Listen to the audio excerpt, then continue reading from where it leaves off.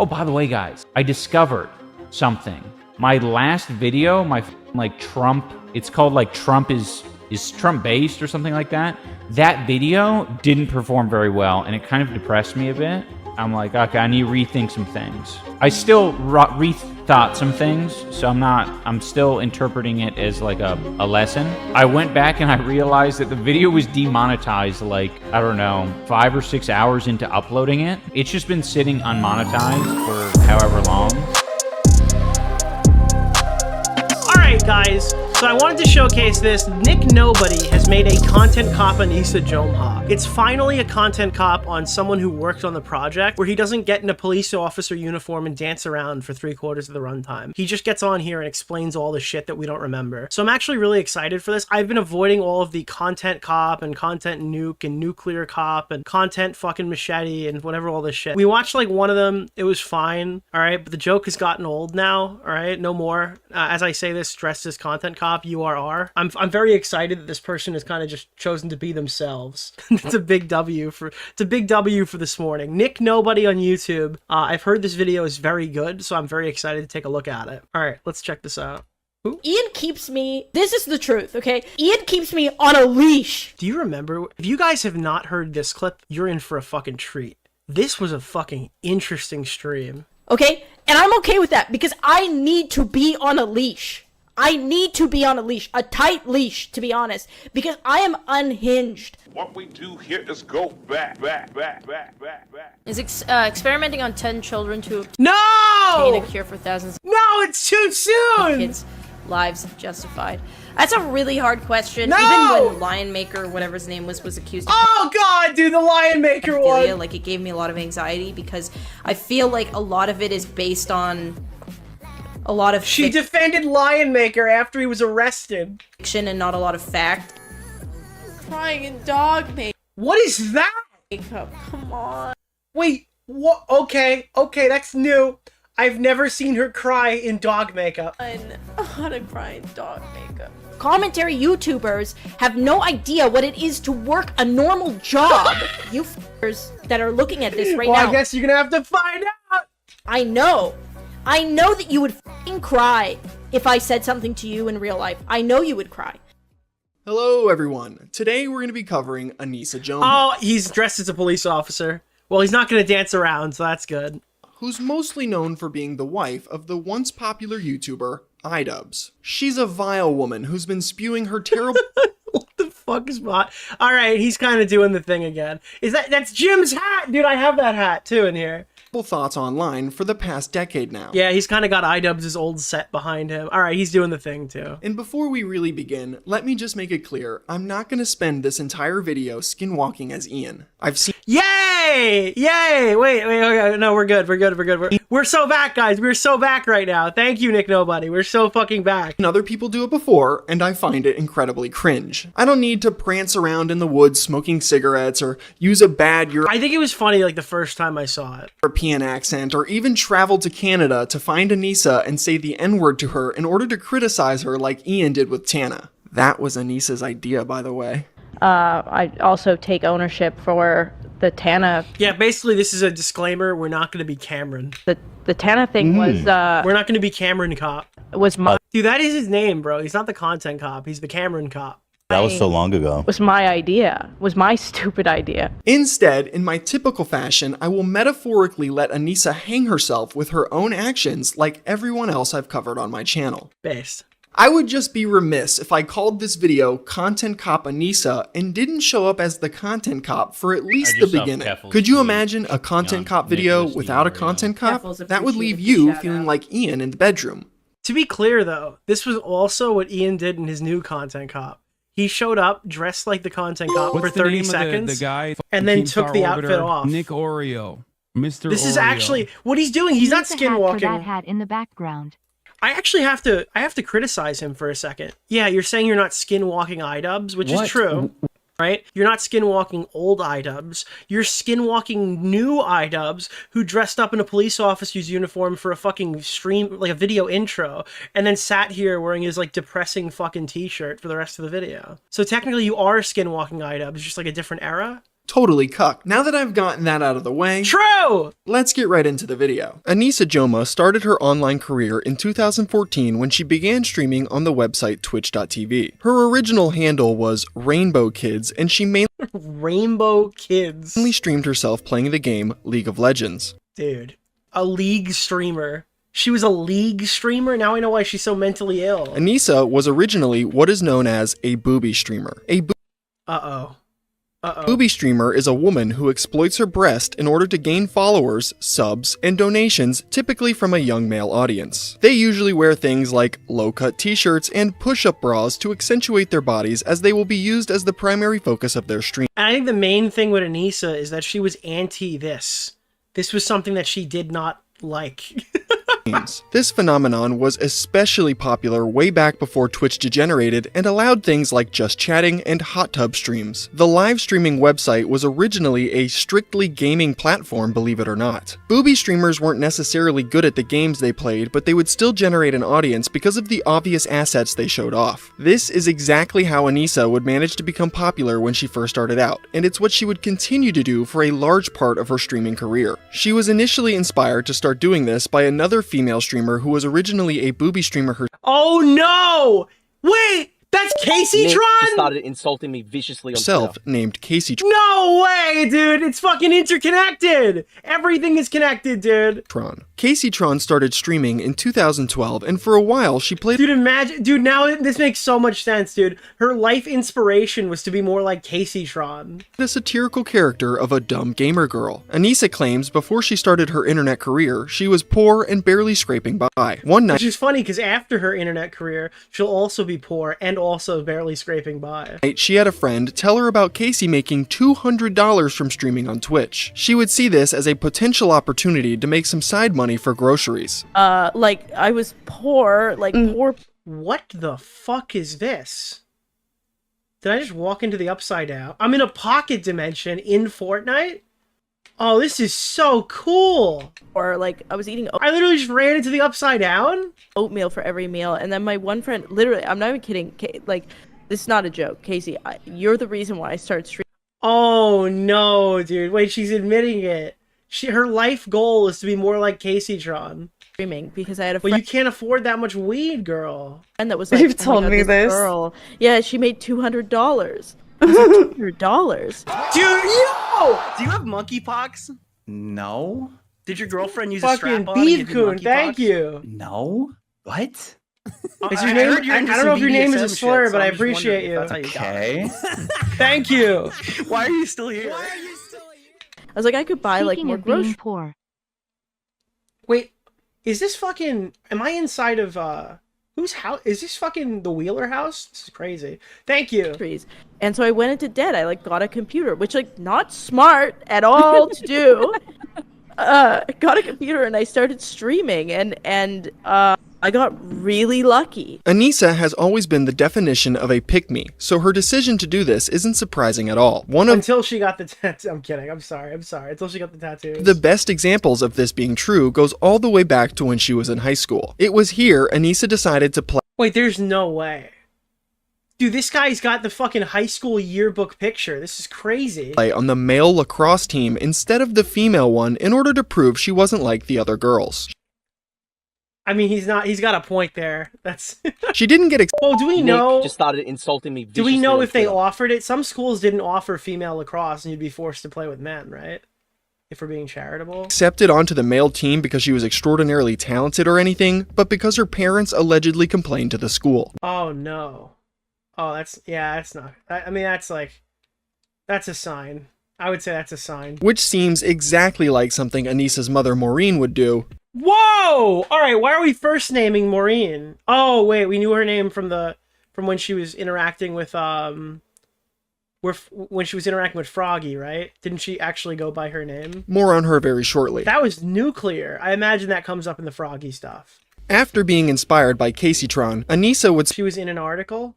spend the next the Articles of Confederation. couple of years trying her hand at booby streaming to much success. By the middle of 2016, she managed to grow her Twitch channel to over 200,000 followers. An article was even written about her on the popular gaming website Kotaku. This write-up about Dude, of course. Actually, that sounds like exactly what Kotaku would be fucking publishing. That sounds like right up their alley. Anisa didn't highlight her stellar gaming abilities or anything like that, though. It actually They said that she was the breast in the business. focused on the insane fact that Anisa's mother was her head chat moderator. Oh shit, I forgot about that. Head mod Mommy Anisa. Anisa Jomha was a so-called booby streamer until last March. Her sizable Twitch following includes ardent fans, horny dudes, toxic trolls, and an unusual chat moderator, her mother. This article details how Anisa got popular streaming as a booby streamer and even noted some of the popular type of comments she would receive in chat. Imagine if they had like a reoccurring thing where her dad would get mad and come in the chat being like, put some clothes on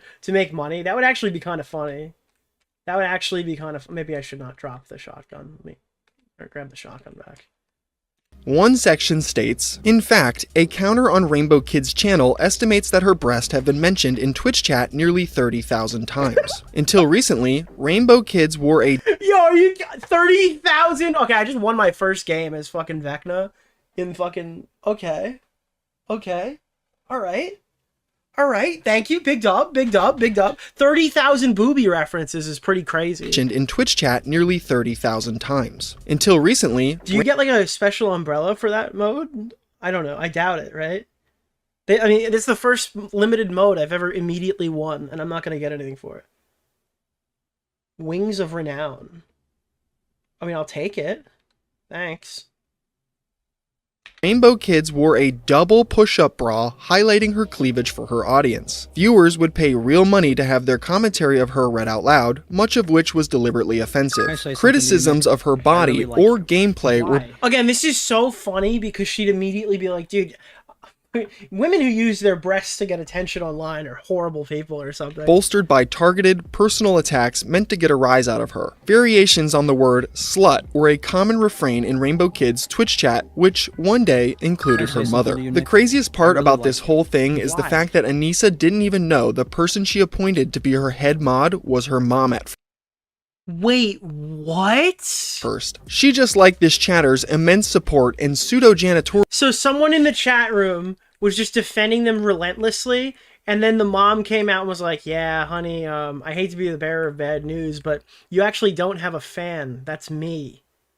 Give me... No fucking way. No fucking... Dude, that sounds like a... That's like a fucking wet dream of a joke for me to make, bro. Give me a fucking break here, dude. ...work so much in the beginning that she modded them. Dude, she found a fan that she liked so much, and it literally turned out that it was her fucking mother. It was literally her fucking mother. It's so crazy, dude. What makes this article really funny is the fact that before it was released, Anisa was trying to claim she wasn't a booby streamer at all. I don't consider myself a titty streamer. I don't consider wearing a I consider my event charity. padded bra. I would say that Creator Clash was successful. She just lies, dude. She lies so much.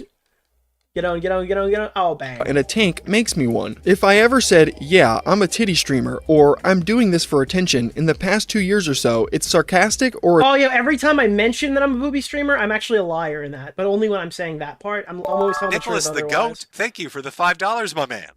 Holy shit. Joke, because that's how I handle rude people. Am I aware that I'm a bit bustier? Yes. Listen, I'm not a booby streamer. I'm just quite busty.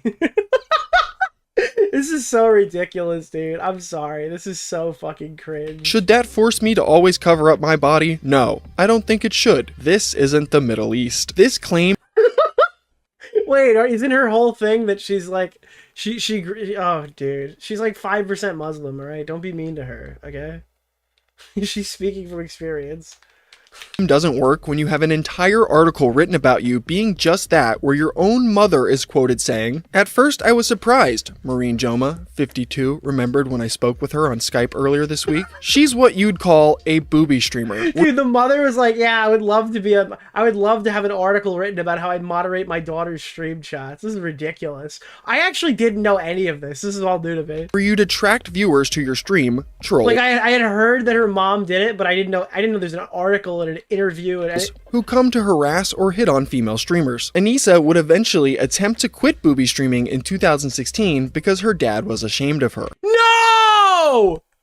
It actually was my father that made me stop doing the titty streaming completely. Gee, I wonder how her— This is like a stereotype! Hey, Nicholas DeOrio. Dude, you know he came home one day and you're like, God, why are you why, Maureen? Why are you supporting our daughter trifling on social media?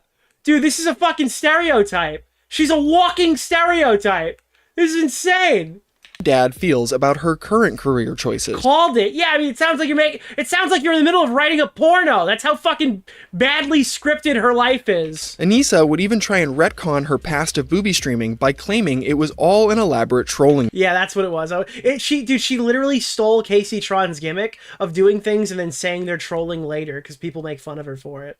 Trying to be funny, failing to be funny, and saying that you're the biggest troll on planet Earth to avoid it. Scheme. This ridiculous flip-flopping narrative would turn out to be for nothing though, as she would eventually just go back to her old ways. Why did you go back to being a booby streamer? Covering up created a white knight culture I wasn't comfortable with on stream. Believe it or not, I made more money off of it, but in the end, it wasn't as fun for me. It was either quit or go back, and I decided to go back. Oh, no, dude. No, dude, it would be get a regular job or pull him out.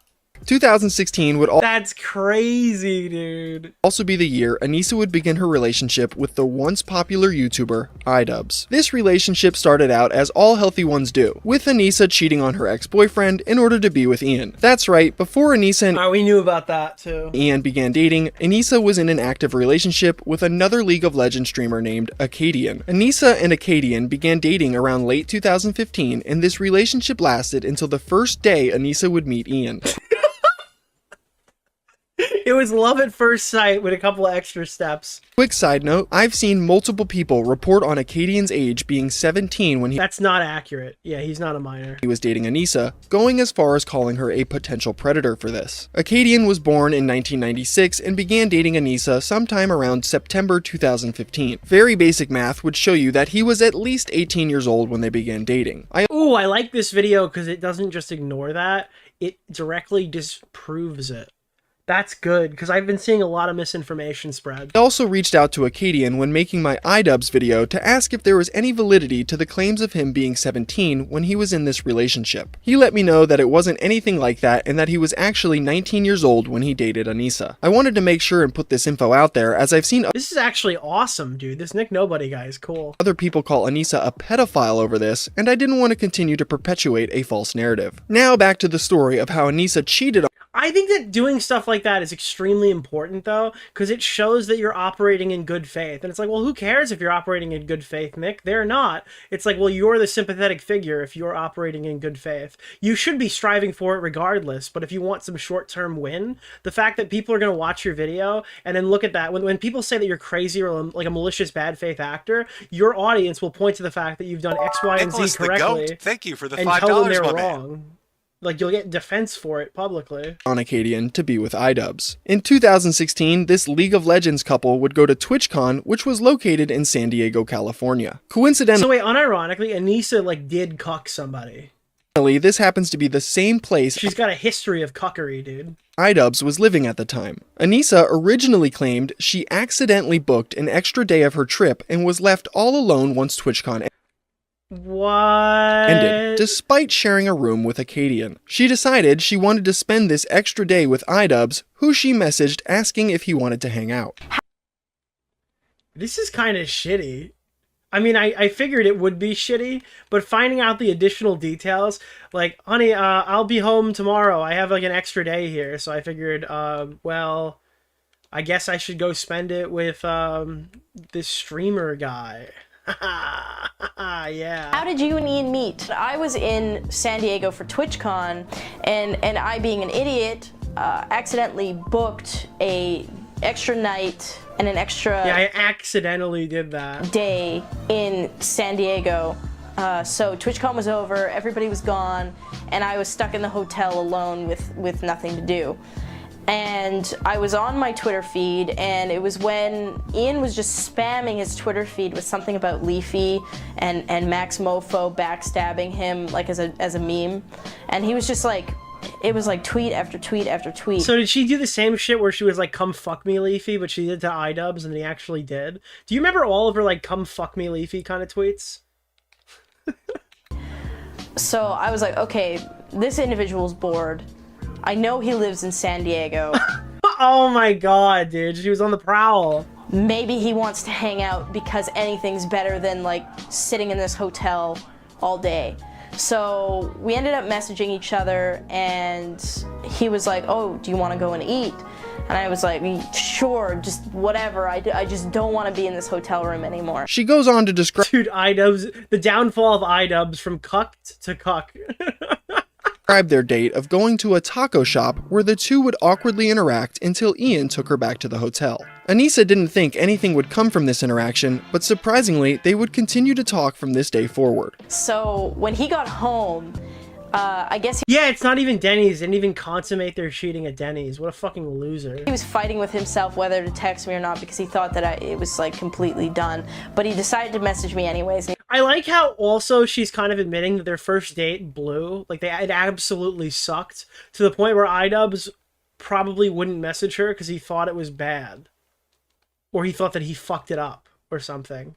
That is so crazy. She can't even, like, positively reflect back on it. He said, hey, I made it home safe. And the amount of relief that I was like, holy shit, this human is still talking to me. It was unbelievable. We didn't stop talking. That whole night we talked until we fell asleep. And then ever since then, we've just been pretty much inseparable. Doing all of this while having a boyfriend is... Wait, I'm so confused. That is like a really stupid fucking... So you're saying that iDubbbz dropped you off at your hotel, okay? And then after iDubbbz dropped you off at your hotel, he asked you if you got home safe? What are the mechanics behind that? I'm very confused. What would the mechanics be? Like, he dropped you off at a location and then checked to see if you're still there. Crazy work. This wouldn't last long though, as Acadian would tweet out weeks later, rolling on the floor laughing. Bro, wait. What? You guys see the map right now? Where am I? Can somebody tell me where exactly right now in the map that I am? What the fuck, I actually hate girls, alluding to the pair breaking I was just at iDubbbz station just now. Oh fuck, oh fuck, oh fuck, oh fuck, oh yo! Let's go! up. Anisa cheating on him clearly affected him mentally, as he would also tweet on the same day, probably won't be streaming/active for a while until I get back to a good place. Yeah, back to back. If you missed that one game in between, back to back, baby. Mentally. Sorry, guys. A week after this, he posted a now deleted vlog where he continued to vaguely discuss the breakup. Oh, wait, I've never... Dude, he coped about it on stream? And how it was making him feel. I would say, like, right now, in terms of... Wait, what was that? Breakup, and how it was... Oh, it's a clip from a Brittany Ventney video, so that was a different tweet. Like, mentally, I'm not, like, in the best state. I can't really explain, but I'm just, like... I don't know, like, I don't know if any of you guys can, like, resonate with me or, like, feel me on this, but I'm just fucking pissed off all the time. Like, I'm just angry, like, every day. Well, now you and iDubbbz could be Eskimo brothers in this. As soon as I wake up, like, I'm just fucking angry. And, I don't know how to stop being, like, the only thing I can do is just distract myself with, like, League of Legends or doing shit, like... Anisa would eventually be called out for cheating on Acadian, which she would deny. She would then conveniently change her original story and added in a new detail that her relationship with Acadian was actually really bad and they didn't get along very much. Because of this, she wanted to get away from him the day after TwitchCon, so that's why she went to hang out with iDubbbz, and Acadian apparently knew this all along. And when we were at TwitchCon, I accidentally... Dude, it's so funny watching, like, OG streamer drama where they're still oversharing about their fucking... Well, they're oversharing about their partners and relationships and stuff. Like, this is never gonna change, dude. They are never gonna stop doing this. Booked an extra... I don't need to know anything about your online relationship ever. You don't need to tell your audience fucking anything about it. The more you know about people's personal lives, literally the more ammunition you have to attack them with it. Extra flight and an extra day, and Matt was there. Like, we just had an extra day and an extra whatever, and I was talking to Ian, and Matt knew that I was talking to Ian, and I said to him, I said, do you mind if I... Did he know you were talking to Ian, or did he know you were talking to Ian? Like the way you actually say it dictates the meaning there. Go hang out with Ian or iDubbbz or whatever because we have this extra day and I don't want to be in the same fucking room as you. Anisa would never admit to cheating on Acadian, even though her anniversary with Ian is on the exact same day she admit to breaking up with Acadian in Discord message leaks we will be covering later on in this video. You guys, Anisa would never cheat because she thinks cheating is wrong. There is never a valid excuse for cheating. There's always a clip. Anisa always has a hypocrisy clip. Anything that sounds dumb or potentially dumb, there's always a perfect clip to show. It's amazing. Never, ever, ever does somebody have a valid excuse for cheating. Ah, projection at its finest. Anisa is a hypocrite, and she has a habit of constantly contradicting herself. One of the easiest... The best thing about a hypocrite is when you get a dumb hypocrite. That's the ideal hypocrite is the stupid hypocrite. Examples of this to point to around this time comes from a storytime video she made promoting body positivity in the gym. She claims she overheard 2 women in the gym making rude comments about an Oh, this is one of those hashtag that happened stories, right? overweight person trying to work out. She then goes on a long-winded diatribe about how fat shaming is wrong and people should never do it. It actually blew my mind that this was even... This was coming out of their mouths. Any bit of disgusting that they thought this woman was. Dude, she wanted to be liked so fucking bad. Is that Big Hero 6? What am I shooting at right now? Oh my god, dude, I just got clapped. If they would just look in the mirror or hear what they were saying, like, that is a million times more disgusting than any fucking abomination I can even dream up. And I'm just sitting there flabbergasted at the idea that there's these 2 women actually ridiculing somebody who has the balls to get up and go to the gym and deal with the shitty people like them. All right, I'm waiting for the follow-up clip here. Hold up. Here it is. Oh, that was weird. She made these statements, she would go on to fat shame other women on her live streams.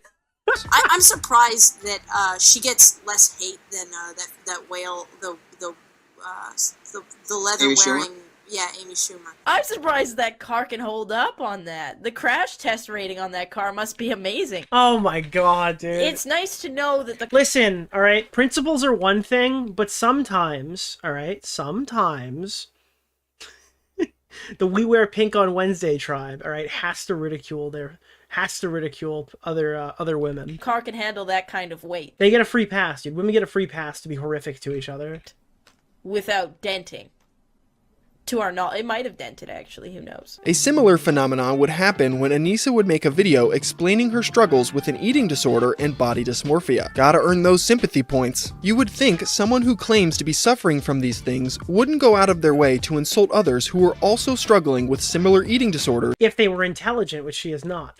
But Anisa did just that. She would react to another content creator named Venus Angelic who made a video describing her struggles with her own eating disorder. Anisa couldn't stop herself from doubting, insulting, and making fun of this woman for her situation. If you ask me how I got to the point, it is because I couldn't drink or eat anything. So I still tried to eat or drink, but I puked Wait, what is happening in this out clip? anything I ate. Not because I wanted to, but because I couldn't keep it in my stomach. I puked about 10 to 15 times a day for about an entire month. So what the fuck? You'd be dead! You would be dead! If you puke 10 times a day for a month, you would be dead! Is this what content used to be, dude? By the way, that was me when I heard about the Mama Max girl saying that she had 3 abortions in 1 month. You wouldn't be alive, that's a lie! There's no way! That was exactly how I reacted to her saying that she had 3 abortions in 1 month. And then didn't she say she used a coat hanger herself or something? Like she didn't go to the hospital? I forgot. That's been a long time. I don't remember the exact details. I just remember calling bullshit. That's not real. Yeah, there's no way. That gets you kind of dehydrated. Let me just read the comments. Oh my god, that's actually brutal. Oh, that's what it was. No, she didn't use a coat hanger. She had cinnamon and orange juice to induce miscarriages or something. Brutal. Are you done? Where is the... Yeah, dude, the cinnamon and orange juice hit like a truck. Where's the...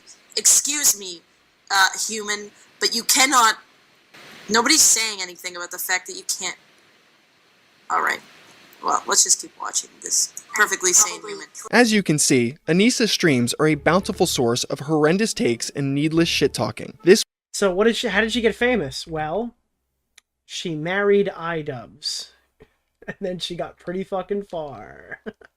This would lead her to get involved in many petty dramas with a handful of different creators. One of the most notable dramas happened after the YouTuber Pyrocynical made a video criticizing booby streamers. Anisa wasn't someone called out in this video, but she was so not a booby streamer, she wanted to use the power of a regular streamer to come in there and really stick it to him. Still couldn't stop herself from making comments on it. Twitch gaming section. I mean, you can just see with this clip, look how small the screen is for the game. Jesus. And I know that mentality that's been presented before, don't like it, don't watch it. The problem is, you're bringing a lot of kids onto the... Why do people always make that argument? Like, there's no way when she's playing the actual game that it's that size. Like, what the hell is that?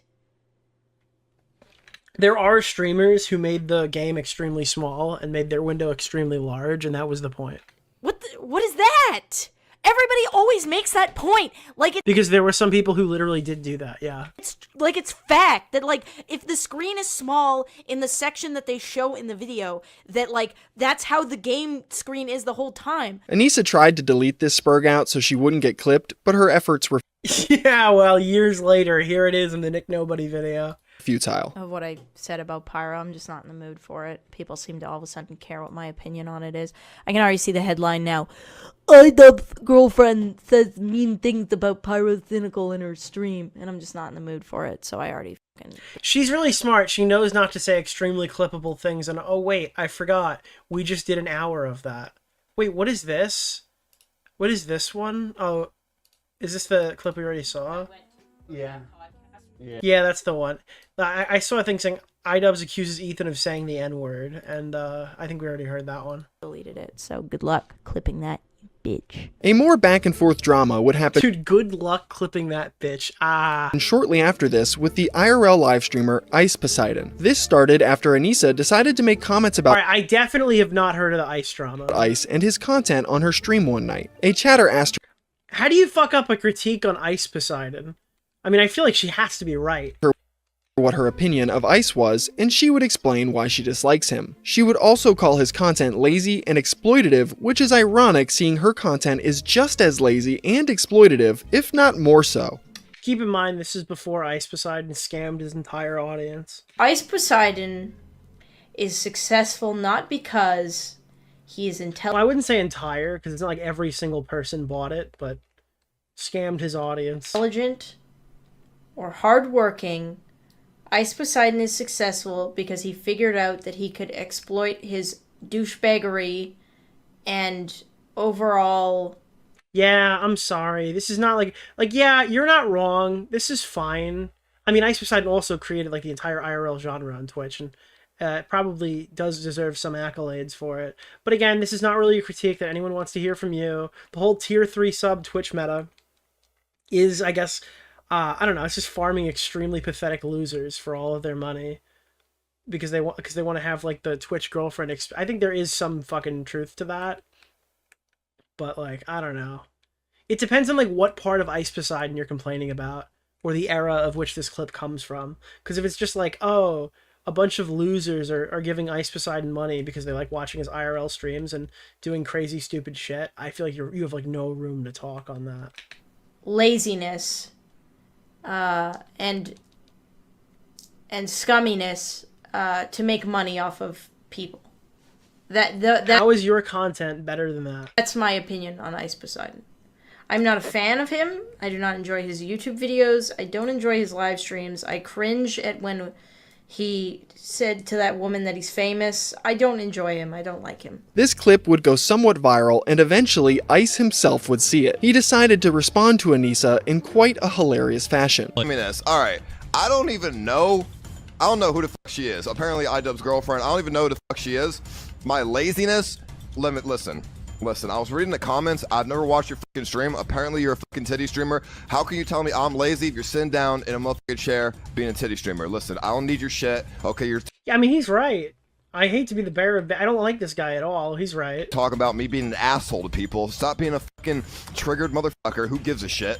That's my 2 points right there. I mean, I don't really have to Like, why would she pick a fight with Ice Poseidon? Why? Like, I don't know. Continue anymore. If you're a titty streamer, you automatically lose the argument there. I mean, there's nothing for you to say other than that. So.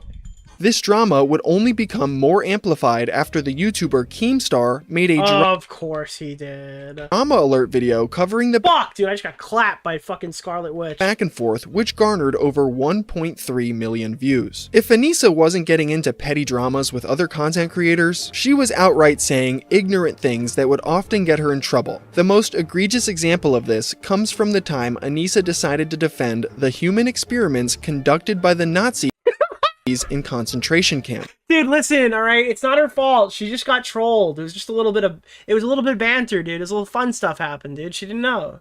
She didn't know. Dude, anyone could have made this mistake. Yes, Anisa actually tried to justify the senseless torture of innocent people. I mean, if you say it like that, it sounds pretty bad. It sounds pretty bad if you say it like that. Experimenting on 10 children to obtain a cure for thousands of kids' lives justified? That's a really hard question, and I think if people are being 100% honest, they'd give you a different answer than what you're expecting. As terrible as the Holocaust was... Yeah, anytime you're ever in a position that opens a sentence with, as terrible as the Holocaust was, just back out. You could just back out. You know, you don't have to do this, man. Just stop. Just stop. Whatever you're saying, that should be like a, oh, fuck, wait, those words never should be said in that order. Obviously, it was horrendous, and how disgusting the doctor was. Like, she's, like, worried right now. You have to... Also, the doctor is, like, one singular doctor as well. Did the experiments on people... gay people, handicaps, twins. I feel like there was, like, one other group there that was, like, specifically mentioned. I think that's... She's like, yeah, I think it was mostly the gay people, handicaps, and stuff. Yeah, it's probably most of them, yeah. And, by the way, I just wanted to give you guys an update. We're still getting primes. We're not looking anymore. We're not using Twitch. We just got a new prime as recently as 3 minutes ago, just to be clear. It's still happening. Obviously, they were obviously Jewish, or they did it on Jewish people. They found a couple of really groundbreaking discoveries through that experiment. My favorite part here is when she just blindly says this and doesn't know any of them. She's never heard of them. Experimentation. There were no groundbreaking discoveries that came from the human experiments conducted by the Nazis. A Google search that takes less than 10 seconds to do will show you that Like, why would you just jump out and be like, yeah, I heard good things happened from killing that many people? So anyways, wait, what were those good things?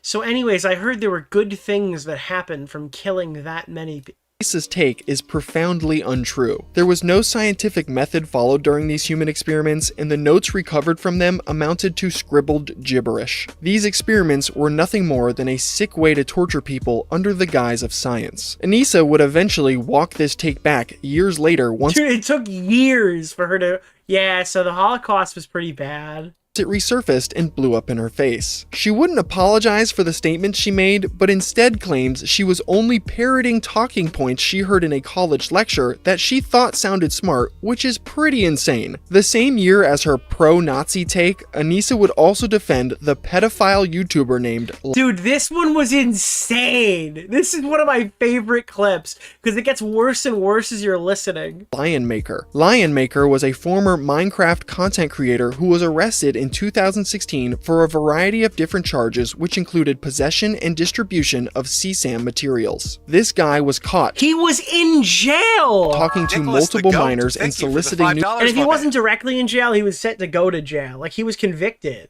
From them, some of which he posted on his own Twitter at one point. He even admit to all of this in an interview conducted by the YouTuber Colossal is Crazy, and eventually went to jail for his crimes. This was a wildly popular story that Anisa somehow didn't know about, yet she still chose to ignorantly run to Lionmaker's defense because she doesn't like when people are criticized online. Dude, she was mad that Keemstar was criticizing a pedophile, and she blindly defended the pedophile. I don't like when people go in and rip a content creator apart like that, no matter what like really happens. It gives me anxiety. Like, even if it is like I'm no matter like how serious it is, right? Like even when Lion Maker, whatever his name was accused of pedophilia, like it gave me a lot of anxiety because I feel like a lot of it is based on a lot of fiction and not a lot of fact. And like if the person really isn't as bad as what people think it is, which most of the time they're not, then you're just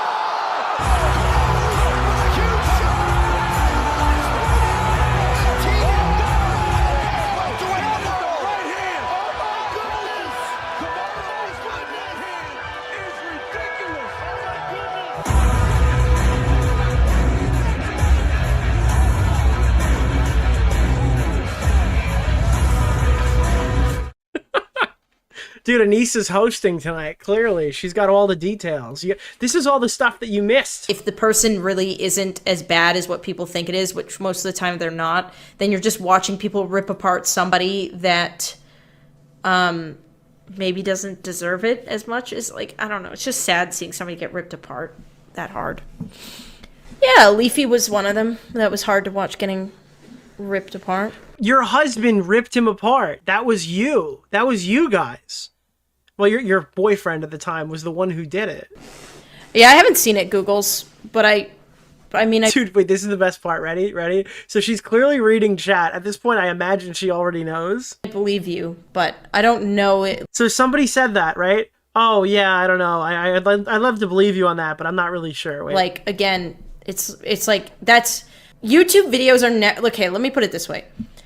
YouTube videos are never sincere. Well, Lion Maker went to jail for pedophilia. I urge everyone to check out Colossal's Crazy's interview with Lion Maker. It's surreal. Yeah, I mean, and he went to jail, and then he deserved to go to jail. Like, which is whatever. Anisa being horrendously misinformed but confidently over-opinionated will be a common theme throughout this video. You'll also notice that after Anisa's comments in the clip by a TTS donation on Lion Maker, she's sitting there and she's not reading it out loud. Somebody gave her money to say it over the clip. Would go on to claim it was hard to watch the internet go after Leafy too. Yeah, Leafy was one of them. That was hard to watch getting ripped apart. This is incredibly rich, seeing the fact that her own boyfriend iDubbbz was the main person leading the charge with his Content Cop Leafy video that ended up garnering over 31 million views. She would even tweet at Leafy after the Content Cop on him was dropped. I'm actually sad to hear No, dude! Because she was tweeting, like, come fuck me, Leafy. So her husband assassinates him, and she goes on her private and like, Leafy, no, come back! Come on, Leafy, no! No, Calvin, no! Leafy is taking a break. I've always had a soft spot for you, dude. No! Hope all is well. Again, her boyfriend is literally the reason behind him taking a break. No! Anisa's sympathy towards Leafy absolutely makes sense when you consider the fact that she had a crush on him before she started dating iDubbbz. And there's plenty of things that point to this claim being true. Starting with her tweets to and about Leafy, the first one being a reply to a tweet saying, "Real question, who wants to fuck Leafy tonight? Nashville, genuine offer." Anisa replied, "I thought you would never ask." She also tweeted out several more things like, @Leafy, why am I never in your videos? Do I need to lower the cost of money to get me to bend over? And these are things she said! And then she calls you an incel if you make the joke! Leafy, I will shield you from the storm with my breasts, my son. Anisa even got excited and hoped Leafy would talk about her when he made a video bashing booby streamers. I haven't watched it yet. I actually haven't watched it at all, but apparently Leafy, I don't know if it's true or not, because Leafy... Bro, this video is fucking lethal, dude. I like Rob's video. Rob's video is great on this. This is Rob's video, but it goes even deeper. Like, it has like it's long. It's a long fucking video. I'm not watching the whole thing tonight, so just a heads up, you should watch the rest of this yourself. Put me in one of these videos that always kind of made me sad. Nick Nobody did a great job. But apparently this one he finally did. So, let us see. To her severe disappointment, he didn't talk about her. Anisa being attracted to other men is a common trope when she's in a relationship. Leafy isn't the only man she's had a crush on while she's been dating iDubbbz. Another man Anisa had a crush. Oh no, dude. Oh no, dude. Dude, isn't it funny to find out, if you didn't know that she had a crush on Chris Raygun, that they sent him out to die and get killed by somebody like twice his size in a boxing match at Creator Clash when Froggy dropped out? Isn't that funny? crush on around Dude, that he got lined up with some guy who just beat the shit out of him on this like a day's notice. time was named Chris Raygun. Chris Raygun is a YouTuber with over 500,000 subscribers and was most popular. Thank you! No, I am not. Why would so many people be Googling that? True. We were hating Ian and Anisa before it was cool. Around the same time as iDubbbz in 2016. Anisa has been friends with Chris for quite some time, with Chris making occasional appearances on her Twitch streams back in 2017. On these streams, Anisa would awkwardly interact with Chris and ask him about things like his sex life. What's the weirdest thing you've ever done in the bed? I've had sex in an elevator before. There's nothing behind her eyes. She just looks dead inside, dude. Have you had sex in an elevator before? Not in an elevator. Wait, why did he say it like that? I actually have had sex before, but not in an elevator. No. Have you had sex in an elevator before? Not in an elevator. He's kind of like Alan from Smiling Friends. No. I don't. Well, that's not in bed then, is it? I mean, that's still like... Alright, I revoke that. I don't know. Asking, like, from Zom. I mean, yeah, I don't really know. I don't know if I could really... Do you not have anything? Chris is lame. No, Wait. Dude, why is he fucking so terrified of this question? You've had sex... Does he think a content cop is gonna get dropped on him immediately? in a dressing room before, haven't you? Yeah, that's not... Wait, why is he's outing her sex stories? Weird, is it? I've never done that. That is super awkward. I wouldn't... He's stoic. Oh, he had a girlfriend? That's even funnier. Qualified as weird, though. It's like... I shoved a dildo in my ex-boyfriend's... Yo! No way, bro! Holy shit!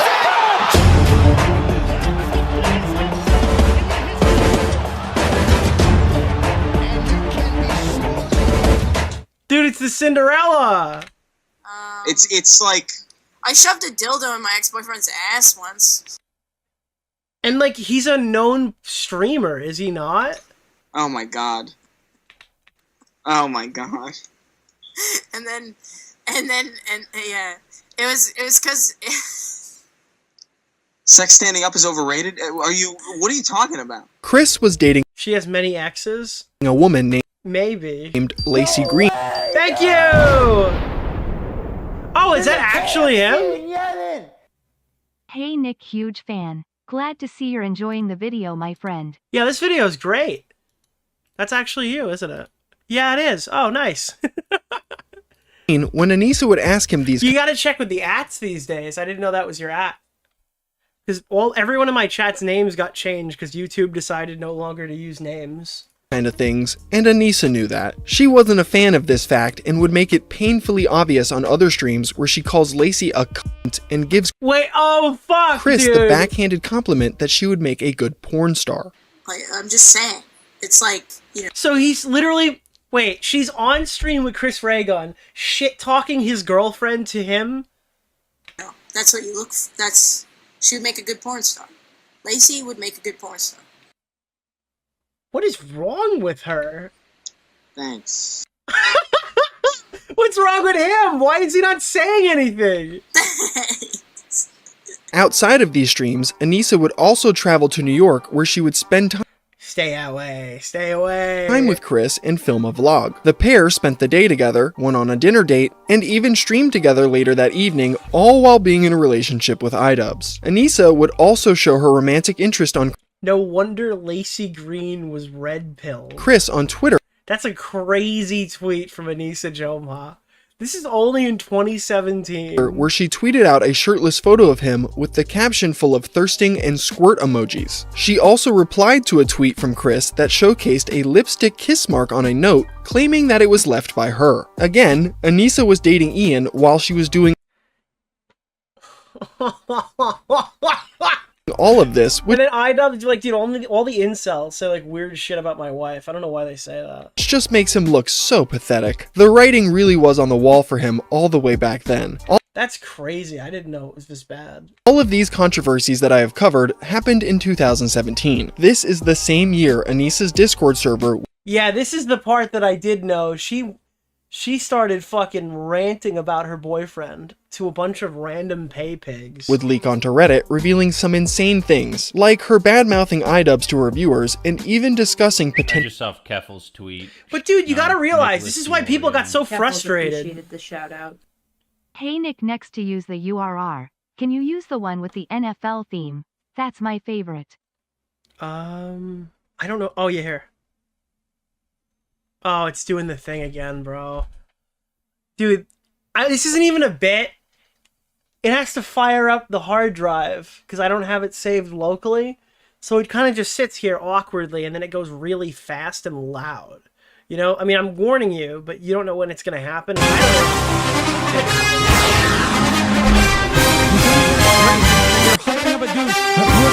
There it is. Ultimate Rape Review. There it Bang. was. That was it. Get memory more gooder. Mister, I have an autistic memory.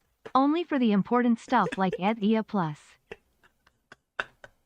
Dude, I don't even mean to do that on purpose, but I guess it is funnier that way when it breaks. How do I clip that? breakups with him. Anisa would treat the simps that congregated in her Discord like digital therapist and unnecessarily unloaded all sorts of emotional baggage inside. Look, I fucking warned you. I warned you just now. You saw that, right? I told you what was going to happen. You should not be... Thank you to Vorvek for the Prime.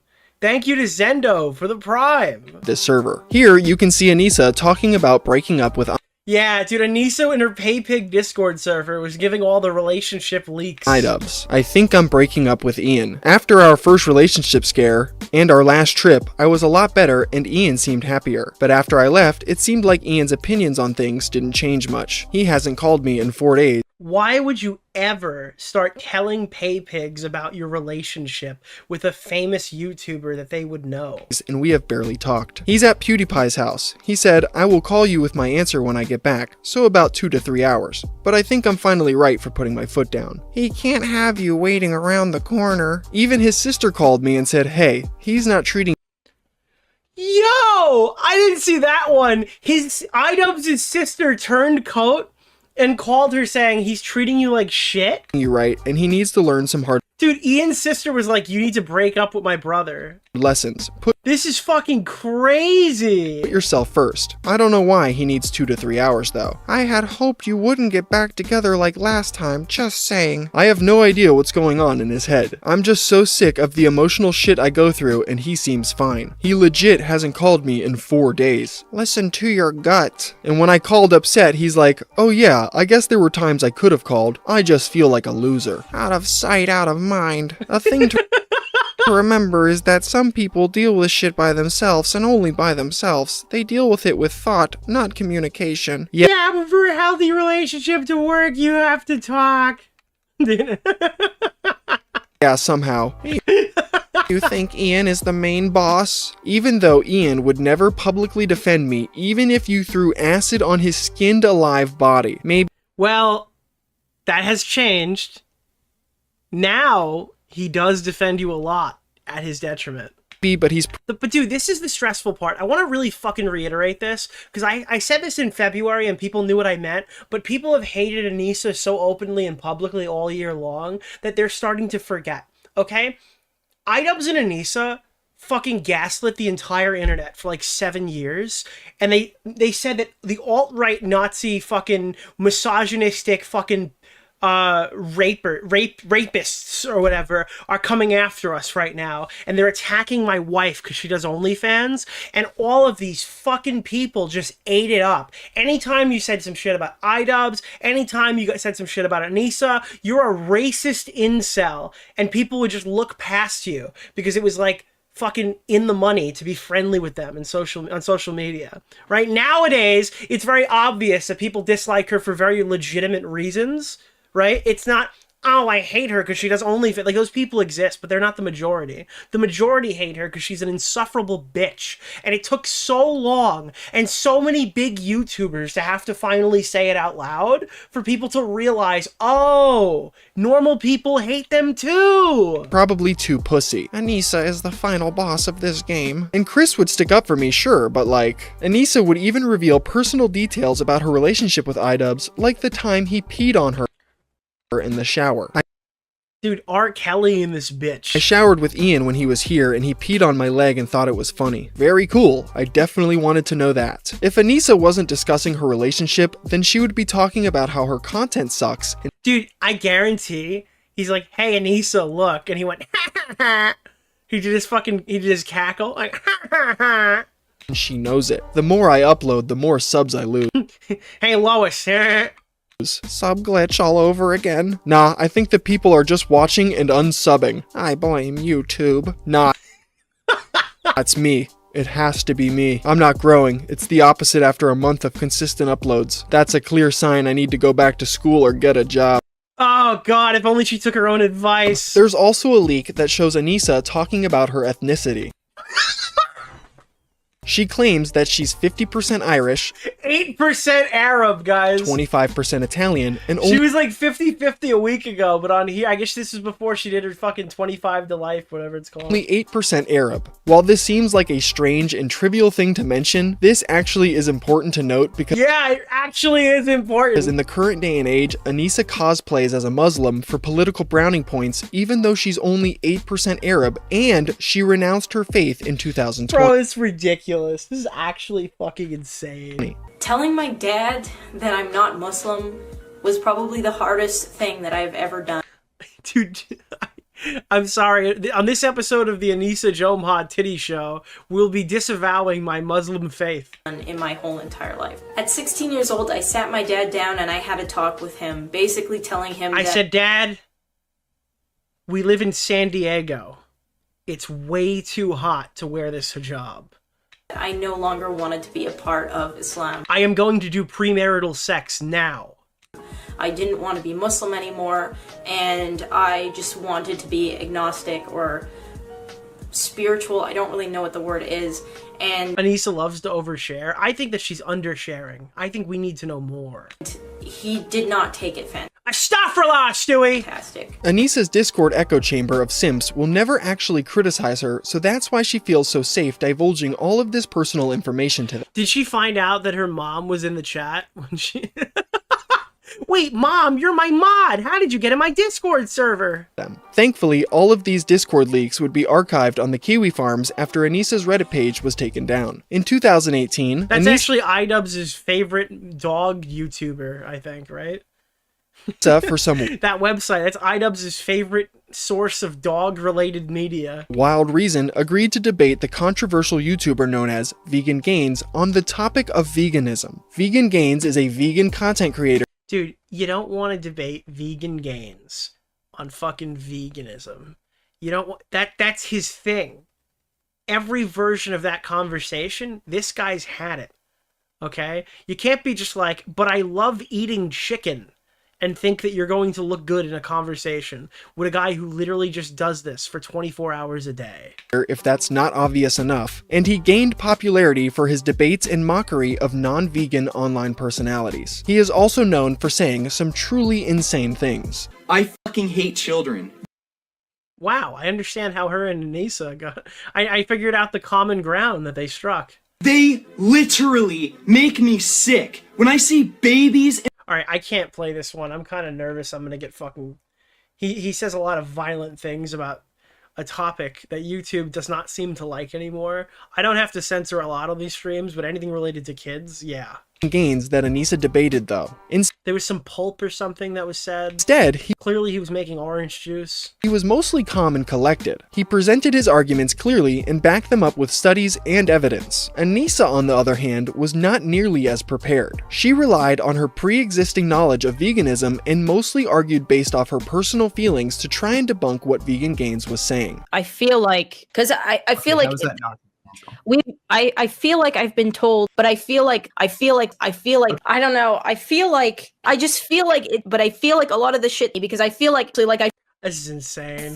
This conversation surprisingly lasted almost 3 hours before Anisa would get frustrated and rage quit the call. She claims Vegan Gains... It's like a fuck... He just sits there, locks you in, and you have to, like, either give up or endlessly fight, but, like, he's played the game before. You know what I mean? It's like your third playthrough of Fallout. The NPC only has so many dialogue options. Unless you're debating like a professor or somebody in the field, it's a random shitter. It's a fucking booby streamer on Twitch. What are the odds that she's got an argument you haven't already fucking went through 60 times? Gaines was speaking aggressive. What people don't seem to realize is debating is not about who's right or wrong. That's something that you learn in like actual debate class when you're supposed to debate issues that you don't even necessarily agree with. It doesn't matter if you debate somebody and you're correct, quote unquote, if that's achievable for your topic of choice. You can still very easily lose that conversation. Towards her throughout this debate, but I watched a decent chunk of it and he really wasn't. I get it. We have different opinions. It's not going to change. Clearly, I'm too stupid. Yeah, it's rhetorical skill, not overall, like, it's not feelings. Not feelings at all. Stupid to understand what you're saying. No. Like, I'm at the point, I'm just fully... You're not too stupid. Like, we're good.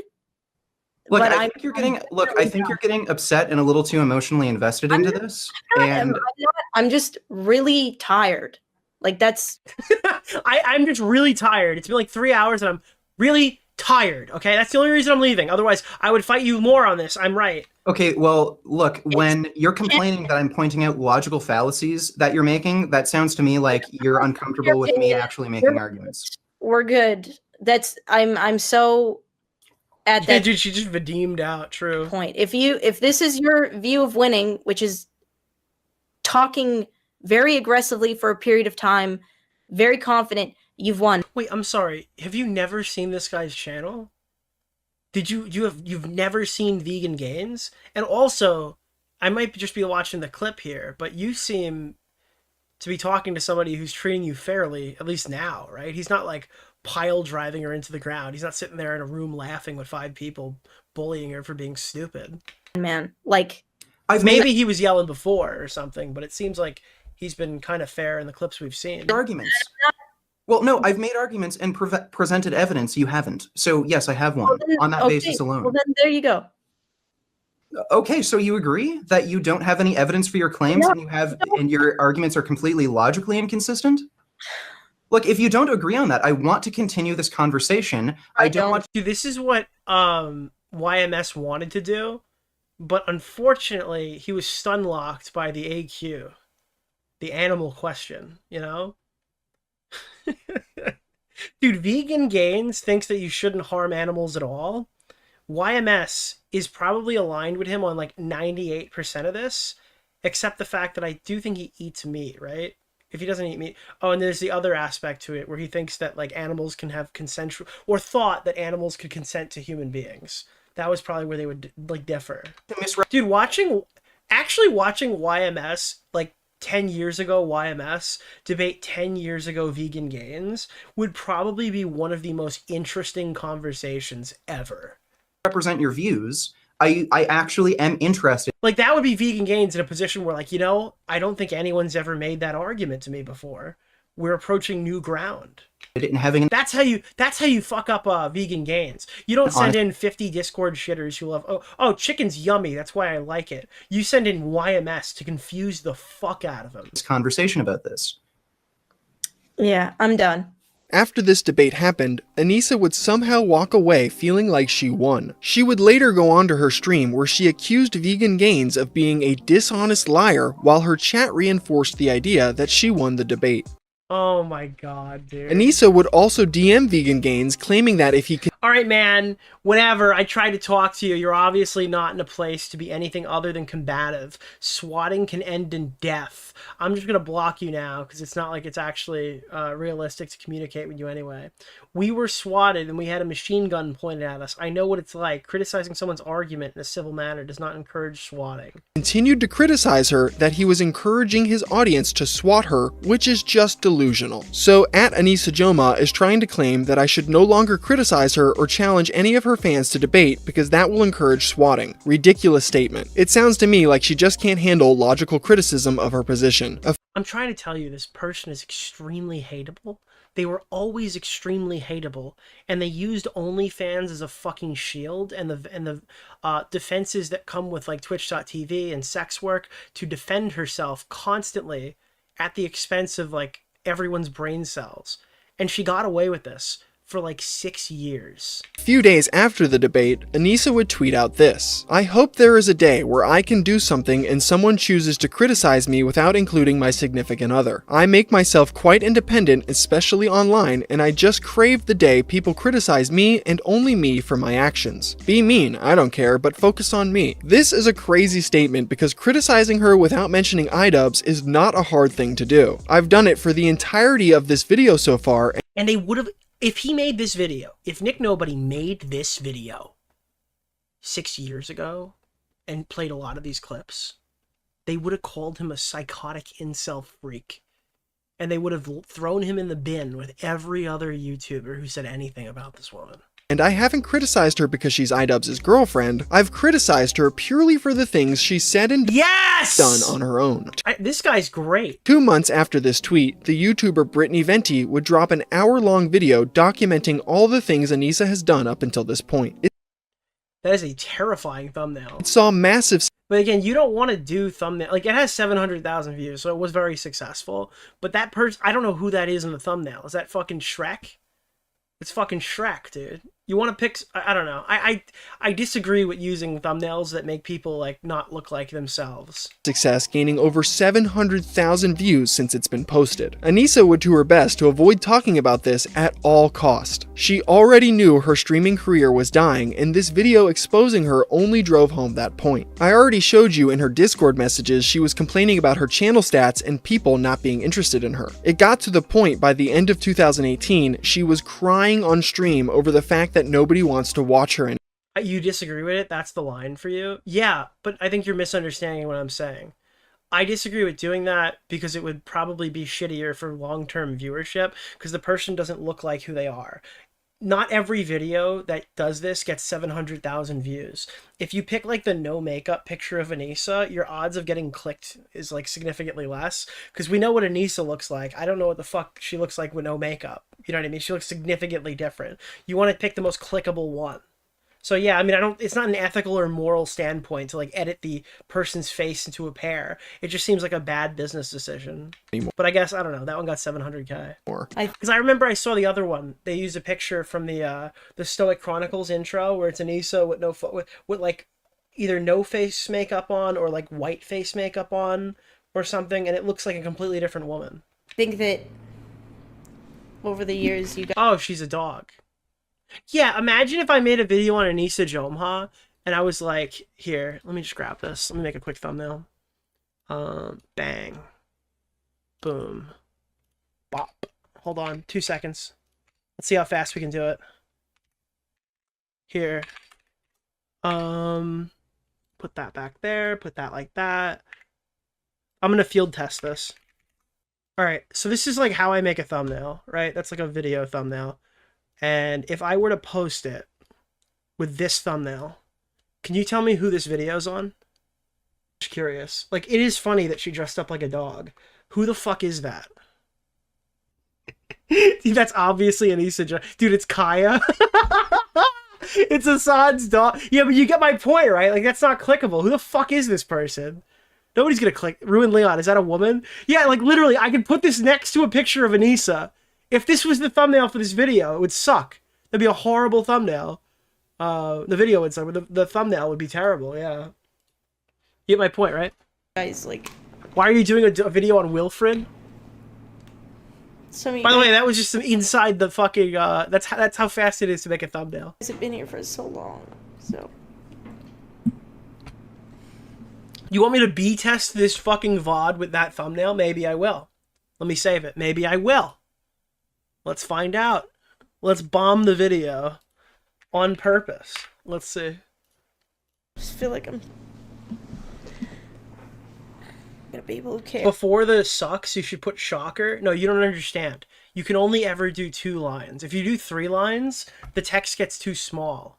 The text needs to be 90% of the thumbnail size. Even "she sucks" is not a good thumbnail. A good thumbnail for the Nick DeOrio channel is when it's all words, right?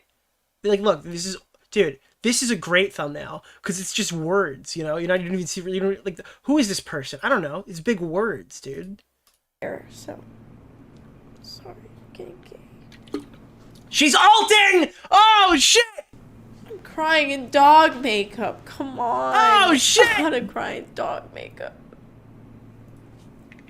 So stupid. Anisa's numbers would only continue to fall going into 2019. By this point... Dude, look at this. Hold on, wait. Where is this? Oh, fuck, it didn't pop up. Here. I'm crying in dog makeup. Come on. I gotta cry in dog makeup. She's alting! So Anisa's numbers would only continue to fall going into 2019. By this point, she was struggling to maintain 100 viewers per stream, and she was constantly taking breaks to pursue other career paths like selling her poorly traced art on Etsy or becoming a popular TikToker. Anything but putting the fries in the bag, I guess. Anisa would concoct a plan towards the end of 2019 as Oh, shit! Whoa! Whoa, dude, look, Boblax made a new thumbnail for his fucking gaming stream. a last-ditch Dude, that's what Boblax's gaming thumbnails look like these days. effort to save her career. Dude, Boblax would be like, hey, I'm gonna be playing some fucking Donkey Kong today, boys. She Why do people say my thumbnails are disgusting? would claim on her stream one night that her boyfriend iDubbbz's was going to be paying for the boob job she was planning on getting soon. She would further explain that Ian is paying for this boob job as a birthday present, and she doesn't care what people she's not having sex with have to say about it. Then why is she even preempting it and telling people it's an insecurity? She's literally fucking pre-warning people to harass her about it. If you aren't familiar with this story, you might be wondering, Nick, how would a boob job save Anisa's career? Well, many people were- Oh, no, fuck. Alright, well, that's a quick one. Career. There's gotta only be one. Career, 19. Save Anisa. There it is. be wondering, Nick, Well, if she was doing well before, she'd be doing weller with bigger assets. how would a boob job save Anisa's career? Well, in 2020, just a few months after discussing this potential operation on stream, she would announce she is officially launching an OnlyFans. That's right, her final desperate attempt to maintain relevancy online. Dude, oh my god. Imagine a series tracking people who were forced to do this because they were running out of finances, and instead of Final Destination, it's Final Desperation. And it just goes through the fall. Was going to come from her Because guys, people say she's an OnlyFans model. She's not. She's a failed OnlyFans model. selling naked pictures of herself to the small group of remaining simps that Yeah, have she bobied out. She made an OnlyFans. When times got tough, she got tougher. stuck around for the last 5 years. The OnlyFans announcement would cause an No one is ever forced to do this. Lily, listen, all right? You might not have ever you might not have ever known the horror of having to go get a regular job after being an influencer online, okay? You might not know what it's like to be in a relationship with an extremely wealthy, successful YouTuber and then constantly be belittled as his wife, okay? Anisa didn't have any options. She couldn't work a regular job because she's not a regular person, all right? It was either that or become a housewife. And she's far too independent, okay? You think that she could be a housewife of what? She doesn't want kids. Not then, right? She had to do the only option she had left. OnlyFans. online stir and become quite the controversy. Not so much for Anisa, but for her significant other, iDubbbz's. This would mark the moment where Anisa starts to burn Ian's career. Dude, she can't even cook. What's she supposed to do? Because she really has nothing left to burn of her own. And I've done my Wait, doesn't he kind of look like Chris Ray Gun in this? to start Dude, he's on his Chris Ray-Gun arc with his to pedo burn stash. Ian's career because she Wait, maybe that's why he grew out the mustache, because he wanted to be like Noah Samson. really has nothing left to burn of her own. And I've done my best to avoid talking about iDubbbz so far, as this video is not about him. However, going forward, he will be mentioned more often because Anisa's actions would begin to really start negatively affecting his career, most of the time worse than hers. I will still try my best to keep the focus mainly on Anisa though, because I do have an iDubbbz documentary re-releasing very soon that goes over in much greater detail the negative effects Anisa's actions have had on his career. After Anisa's OnlyFans announcement, iDubbbz was branded by most of the internet as a cuck or a simp. I know that red beanie. His first response was to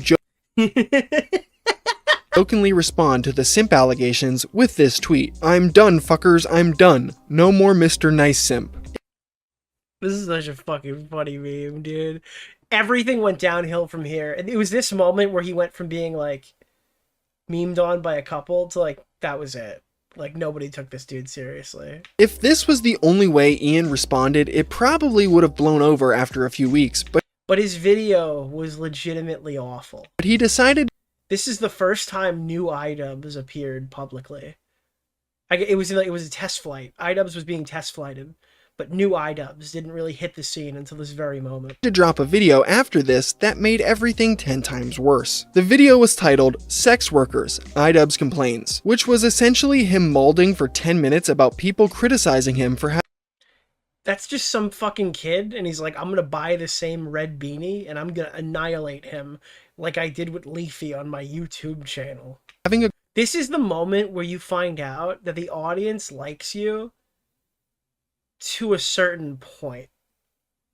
Everyone's like, yeah! Like, fuck Leafy, yeah! Fuck iDubbbz, yeah! Oh, not iDubbbz, but you know what I mean.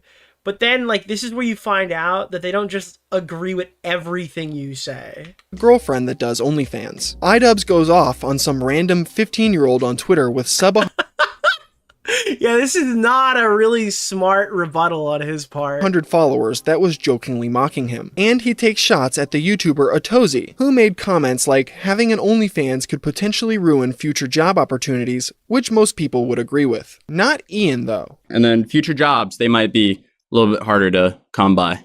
I think this is one of the most important opinions to highlight because it really demonstrates a severe lack of real-world experience when you're saying that future jobs are going to be harder to come by because of an OnlyFans account. Like, if you think this affects your standing or your social credibility in getting jobs, you are so sadly mistaken. He would end this coping video by insanely stating he doesn't care if people jerk off to Anisa. I mean, dude, there are ways you could exude confidence without saying something that would immediately get memed to death and make you look like a total loser. This video, it's the last time that he even sounds confident, because I legitimately think that was beaten out of him relentlessly through the reactions and responses to this video. This is the last time that he sounds like iDubbbz, but what comes out of his mouth is not iDubbbz. That pretty much wraps up this video. I love my girlfriend, and I'm totally fine with dudes jacking off to pictures of her on the internet. I know he wrote that in, and he's like, damn, that goes hard. Also, why was Will trying to find the fucking tunnels to save Hopper on the walls behind him? Doesn't affect me one way or the other. If you are upset by me admitting this, then I suggest you go idolize someone else. For the rest of 2020, and that they did. Anisa would post on OnlyFans while also trying to keep her streaming career alive. Her streams haven't changed, with her breast being the main focus of her content while she spews out the ignorant thoughts in her head. Here is Anisa in October trying to explain to her chat why animal shelters are actually bad because she believes they perpetuate the behavior of treating pets like they're disposable. I honestly what? Don't know how someone could manage to come to such a stupid conclusion, and her chat didn't agree with her at all. I guess I have to see how many adopt from shelters. Why is every streamer eating food? Every clip of every streamer, they're fucking eating food and talking with their mouth full. But shelters, where do you think the dogs that need to be adopted from shelters come from? They come from irresponsible fucking people that are breeding their dogs because they think it would be cute or fun to like breed their dog with their fucking neighbor's dog or whatever, or they let their dog out and get pregnant, and then they have a whole So they just let their dog fuck everything, and then there are just problems associated. litter that they try to sell because they think they can make money off of it, or and they do irresponsible things like they give the dogs away too early. They don't socialize the dogs properly. Then when the dogs go to other homes, to typically bad homes, because the bar to purchase a dog when it comes from a backyard breeder is so low, then you have a bunch of horribly treated dogs across the board, dogs that were just set up from the get-go to have horrible like lives, and then they wind up in the pound. So the dog is a bad dog, therefore... And then we adopt it because it's trendy and good to do, and don't... Wait, what? Wait, I'm sorry. It's trendy to save the dog? Don't get me wrong, it is great to adopt a dog and okay, from the adoption center with a dog. If you're one of those people, I admire that. That's great. But like when you are just allowing that to happen with zero consequence, then what do you think they're gonna? Should they just kill them? Oh, I'm sorry, you weren't long for this world, and they just like shoot them to death. It's just enforcing. Where would they go if they didn't go there? Forcing these people like, oh, it's fine if nobody buys my dogs or whatever, then I can take them to the fucking shelter. And then people who are so there shouldn't be a shelter because people rely on those shelters. Like, oh, it's wait, why would the animal breeder want their dog to end up at a shelter? Why would that be beneficial for them? Fine, I'm having problems with my if the animal breeder is unethically breeding animals to sell for profit, why would you assume the animal breeder gives a fuck what happens to the animals he doesn't sell? $50 dog I bought from my neighbor, I'll just send it to the shelter. Like somebody will adopt it. It's so popular to adopt. I don't have to worry about it. And then you have like this. Why is that the shelter's fault? Over like just so many dogs coming in. Like I don't know. Both. You should support both. You should support people who are doing their research and going to like reputable breeders that are responsibly breeding like once or twice a year. Period. And only when they have enough demand on a list to be breeding, they're not overbreeding, versus like, and you should also support people that want to adopt and work with the dogs as well. But you shouldn't support animal shelters. Fast forwarding to April 2021, Anisa and iDubbbz would get engaged. They would have a small Las Vegas wedding 2 months later in June where the couple would be officially married. iDubbbz didn't go, honey, listen, I love this dress, but wouldn't it be better if we got something that covered your arms? I mean, it is our wedding, you know? Maybe we should go all out, like a traditional attire. Just something that covers up the... No, it's not your tattoos. I love your tattoos. I just... maybe we just cover those up for tonight. Las Vegas wedding 2 months later in June where the couple would be officially married. iDubbbz would shockingly take Anisa's last name, becoming Ian Jomha, breaking the usual tradition of the wife taking her husband's last name. Anisa made Ian do this because she hated his last name. She claimed on her streams that it was white trash and sounded ugly, which like her body looks like Tekashi 6ix9ine. Her body literally looks like Tekashi 6ix9ine. Is incredibly shallow. People found the marriage certificate very fast, which is like kind of surprising. Not that it matters, but the only reason why we chose my name over his last name is because his last name is like just objectively ugly. It's just like an ugly last name. Like Washburn sounds horrendous. Like Anisa Washburn definitely stormed the Capitol. That's how that went. I forgot that. Oh my god. But like, is because do you think he was trying to shed the Washburn name because it was associated with iDubbbz, whose content probably made children storm the Capitol when they became adults, when they got indoctrinated with far-right talking points because they watched one video where somebody said using the N-word is okay and compared it to slurs used by about Chinese people and Japanese people? I feel like, I don't know. That's like, to me... Anisa Isn't there a phrase like Washburn abs? Like Washburn abs, dude. I've got those Washburn abs. Washburn sounds bad. If that's not emasculating iDubbbz, the yeah, everything is emasculating. fact that Anisa posted half-naked photos of herself on Twitter to promote her OnlyFans on their wedding night. Yo, no way! Sure as hell is. Dude, I'm sorry. This is trashy as fuck. She took an ass pic in the bathroom of their wedding? Ian will never beat the cuck allegations. If you haven't I'm sorry, dude. That's too far for me. Figured it out Oh, that's ridiculous, dude. by now, Anisa loves to Washboard? More like water. I just got waterboarded by her fucking... humiliate her husband, and this is just one of the many examples. Another terrible decision, Anisa started to come... Dude, that's fucking so ridiculous, dude. I'm sorry. That's too far. I didn't know she did that, bro. I didn't know she fucking did that, bro. It's gross. contemplate around the same time as her wedding was if she should shave her head. No. Yo, she's morphing into fucking Will Smith's wife, bro. She's becoming Jada Smith. Does that make Chris Ray Gun Tupac Shakur? That's not a joke. In just 1 month after her wedding, she went full Britney Spears and buzzed off all the hair on her I head. forgot She would about insanely blame her choice to do this on her internet haters days later. Oh God, bro! I forgot this Nick too. started insulting me viciously on Twitter. Anisa initially denied regretting her decision to buzz off all her hair, but within a... Dude, my haters made me go bald, and they're just like, yes! We finally did it! couple months, she totally gave in. She would post things like this on her Instagram stories. The worst part of shaving your head is how long it takes to grow back. I go from loving it to hating it and being sad it won't be long for years, all in the span of a week. I know I can't believe this is going to be a full stream on iDubbbz.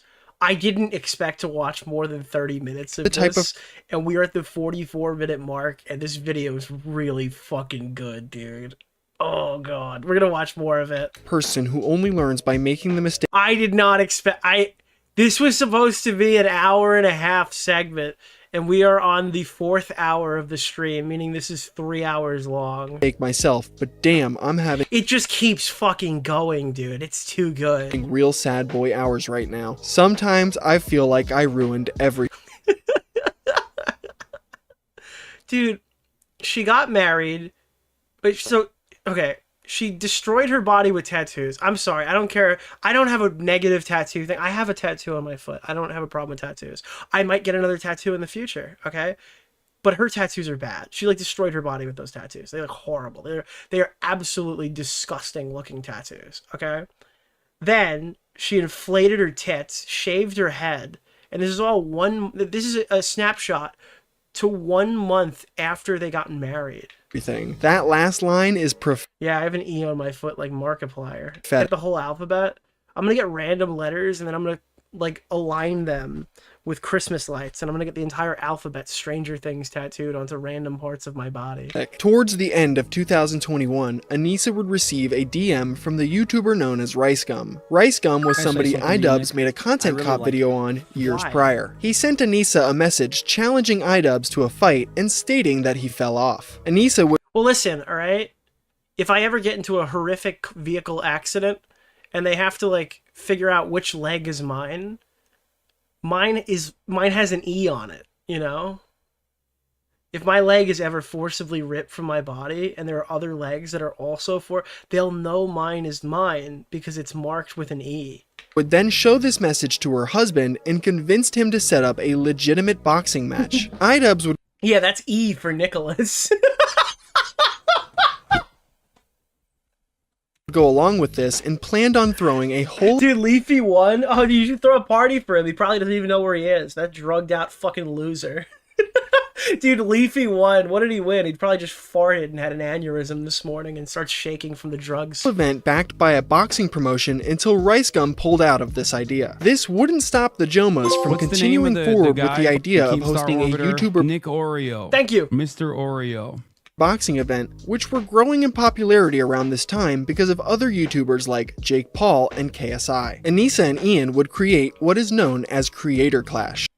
They probably could have sold this for so much fucking money. They probably could be loaded right now if they just sold this fucking thing after they did their first event. With YouTuber boxing events already if they were even slightly intelligent, they would have got off this ship immediately. Being an established thing, the Jomhas decided to make their event for charity to stand out from the other popular promotions like Happy Punch or Misfits. The pair recruited 18 well-known YouTubers who were interested in the idea of boxing for charity. Ian would begin boxing training because he was going to be the main fight for the event, going up against— Why does he look as skilled in this footage as he does later in life?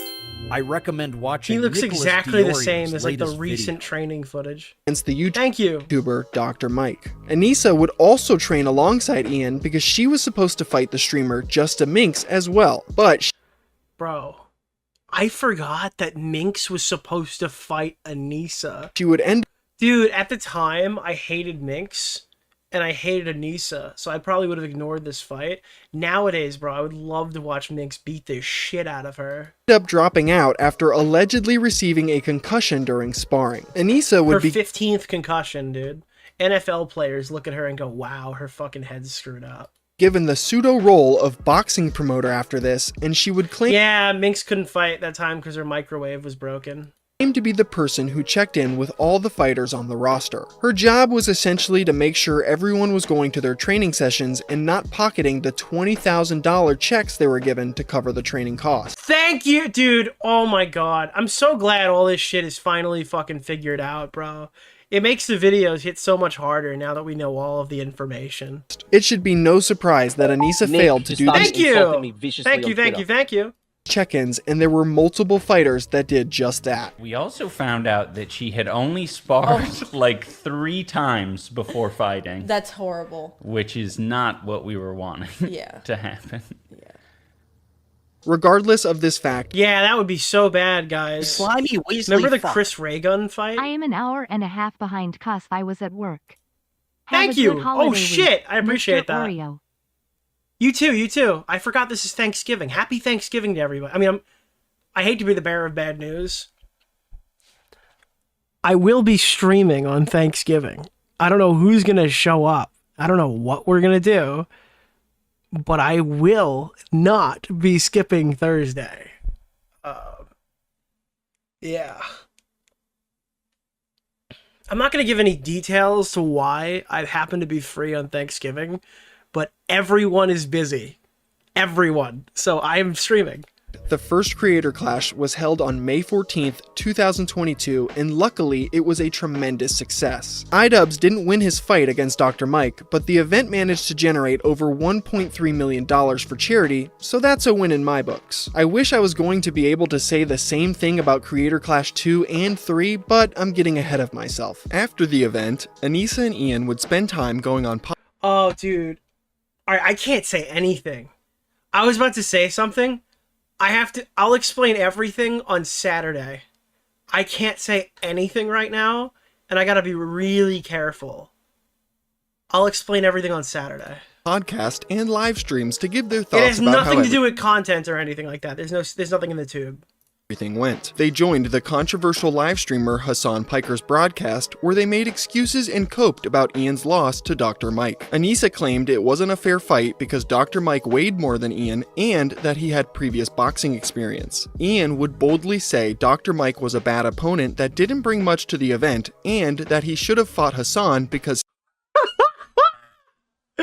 Dude, I can't believe he said this on stream. he's more popular. The pair would also discuss for the next Creator Clash, Ian will need to fight someone with more clout like Hassan. One thing that Anisa says on this stream that I think is important to note Bro, that's so fucking evil to say. down for the future is when she tells Hassan how she hates other influencer boxing promotions because it's just rich people trying to make a profit off the back of creators. I'm more extreme than Ian, where I'm like, pretty anti-capitalist. I hate. Wait, really? I couldn't tell by the fact that your entire body looks like the side of a building in New York City. Landlords. I hate the system that we're in. Nicholas, the goat. I appreciate that. Hey Nick, did you go to the Smiling Friends event in Brooklyn? No, I wish I did. Oh god, that looks super cool. Yeah, I'm sorry. Anisa Jomha, dude, she looks like... You ever listen to the beat that that fucking Miles' uncle makes in Miles Morales? She's the tattoo equivalent of Prowler's beats. And like, I think the reason why I really like the charity boxing event is because at least we can like find ways to give money to people who actually need it rather than like just being... she's wearing Sounds of the City. I think like I think what really made me mad about like Uncle Aaron would cook some shit up like this, dude. Boxing events in the past is that that's how you know that Miles Morales was made by an entire team of white people. Dude, that's how you know, dude. An entire team of white people were in charge with designing Uncle Aaron's beat. We've listened to this on stream before, right? They do some funky shit with Miles Morales in that game. There was one game where they're doing like this like you play as a black deaf girl, and the entire mission is to spray paint walls. And that's kind of what I think that Insomniac thinks that black people are. Is they dap people up and spray paint things. At least that's what I've understood from the Miles Morales game. I would be very surprised if I didn't find out the majority of the people who were working on that game were white. Where is this? Yeah. I still got your beats if you want them. Nicholas the Goat, thank you for the $5, my man. Take it easy. Is it not? Sounds. Yes, dude! This is what Anisa's tattoos sound like. If they could make audio, this is what they would sound like. It's rich assholes betting their money to make money to like have people that are struggling to like make ends meet and pay rent. Which Spider-Man is your favorite? It's the first one for sure. It's significantly like longer than Miles Morales. Miles Morales felt like a DLC for the first game. And Spider-Man 2 is fun mechanically and gameplay wise. It's more fun. It's just the story is like horrific. The whole thing is like fucked. I don't know what it was. They forced it out too quick or something, but I'm hoping Wolverine is better. Watch them do it, and then they'll go home and like have a lot of money and like whatever. Yo, thank you for hitting the goal. Thank you. We keep going up in viewers. This is crazy. Usually by this point in the night, we start dropping off. But we keep getting closer and closer to 5,000. It keeps going. And the fighters are exploited too, like usually. Remember that line for... Yeah, dude, the fight... Oh, I already know. He's going to pull up the clip of, what's his name? Of Chris Ray Gun's fight. Controversy that will be presented. Yeah, immediately going to be the fucking... that's 100% later in this video. Anisa and Ian would sink all of their eggs into the Creator Clash basket after its... I think this might be the best iDubbbz video I've seen. I don't know what's going to happen in the next hour, and I'm not going to find out tonight, to be clear, what happens after a little bit more of this, but... In terms of substance, there is stuff here that somehow I've never seen. Success. This wasn't because they loved boxing or charity, but because they wanted to siphon clout and relevance off the current list of popular creators and streamers. And that's not some crazy Reddit conspiracy theory. Anisa and Ian previously went on the H3 podcast and claimed their main goal is to get people paid, and they wanted creator... Do you remember when I fucking found this clip and everyone's like, yo, what the fuck? Clash to be like VidCon, where influencers can come together and... Dude, after years, it's for charity. We didn't find this in Creator Clash 2. We go into Creator Clash 3, we pull up the clip, and it's like, yeah, we wanted to make a new VidCon. Oh, thank you, Stuck FM. Oh, Stuck Fern for the Prime. For a couple days. I think we always want to have, if we keep doing this type of event, and we kind of want it to be like a Super Bowl, like every year. You want to do it again? Yeah. I see. If it works out, then we can do that, and there could always be a charity aspect to it. He has lost a lot of weight. My chat's like, dude, I can't believe that he got stung by a bee in this one. He has lost a ton of weight, dude. Good for him. But I think the main goal is just to get the people paid who are involved in making it happen rather than like making exorbitant amounts of money. So your goal is to build an institution of sorts, this creator clash, where you can have we want to mix OnlyFans with UFC. There's a champion every year. Yeah, it's a party. Interesting. It's like a stoked to way more exciting VidCon. Or like I want it to be like influencers can like care about this and fans can care about this and like you can go watch it and have like a build up, like maybe parties before and like stuff like that. Yeah, because we've gone to dude, the parties are required. We needed the parties. The parties are like super important. We love charity. The parties are the most important part, though. If we're being honest here, the charity, the last Jake Paul event, and thank you, on Nicholas DeOrio. I appreciate it. Keffels appreciated. It was crazy the amount of influencers that were there. Excited to see it. They weren't all my cup of tea. Sure. But it was exciting. Everyone wanted to be there. It was fun, and I think if we can harness some of that, but have it be even more exciting because all of our fighters are mystery fights. You don't know how it's going to go. Also, what is this mystery fight thing? Did they ever actually do mystery fights? On Creator Clash, did we not know who was... I don't even remember that part. And then you have... It was never mystery fights again, right? Or if it was only like one fighter that didn't matter. Mystery fights in YouTube boxing were like, this guy is like not somebody that's marketable, so we'll brand him as a mystery fight because it's more marketable to do that. Audience. Ian Jomha maybe. True. This, charity element, it's just like a win all around. This line of thinking would ultimately cause the downfall of their event. Anisa would continue to stream sporadically in between Creator Clash 1 and Creator Clash 2. Which was probably like very helpful for her husband, right? It's around this time she would begin to start trying to assimilate into Twitch's left-wing political community. She started a podcast in 2023 with 2023 with Casey Tron and Denims, guys. With Casey Tron. I'm telling you right now, she was never gonna support Ethan. It's so obvious in hindsight.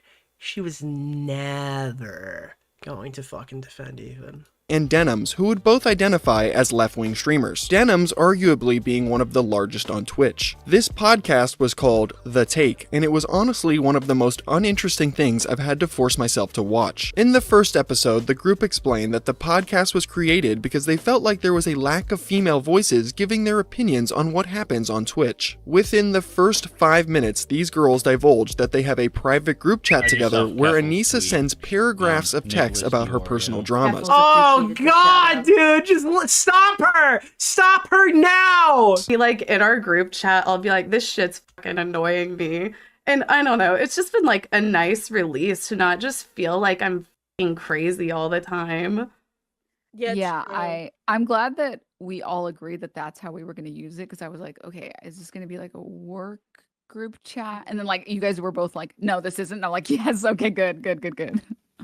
I was so ready to unload. I feel bad. Dude, if any of them ever have a falling out, I would love to read this chat. Because I send you guys like books on there. I'm just like fucking typing for like 10 minutes. I'll like send like a fucking thesis. But it's also interesting though. Like Anisa will just like tell me some, like I'm like, holy shit, I didn't know that at all. Like Anisa will just tell me like some real like...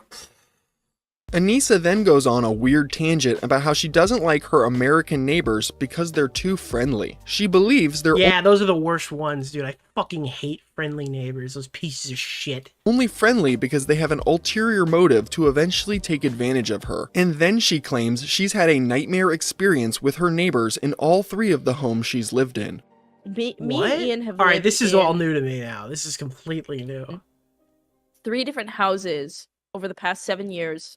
Unfortunately, we had to move because we were doxxed out of one of them, but all 3, we had incredibly busybody neighbors that like wanted to talk to us and wanted to see what was up and wanted to like, kind of just get in our, you could tell it wasn't like, hey, I want to get to know you because, we're neighbors. It was like, I want to like get in a position where if I need something in the future or you're doing something that I feel like this is just like normal neighbor behavior, like touching base with people so you can like be friendly and neighborly to each other. I right? just saw Keffel's tweet. They wanted to socialize with you, DeOrio. and maybe if they had to go on vacation, they would like ask you to take their mail into the house or something. The horror. Disagree with, I can like get in your shit. Also, yeah, this is not what podcasting is. Fucking Anisa. You know what I mean? Mm. Whereas like where I'm from, neighbors don't talk to each other, right? You're just. Where are you from? Like the like a really shitty neighborhood where everyone's gonna stab and kill you? Like what's happening? Like okay. Kind of like, you know, we're all existing and. Aren't you from Canada? Isn't that like the nicest location ever? You know, if you need something, I'm here, but like we don't need to like get into it.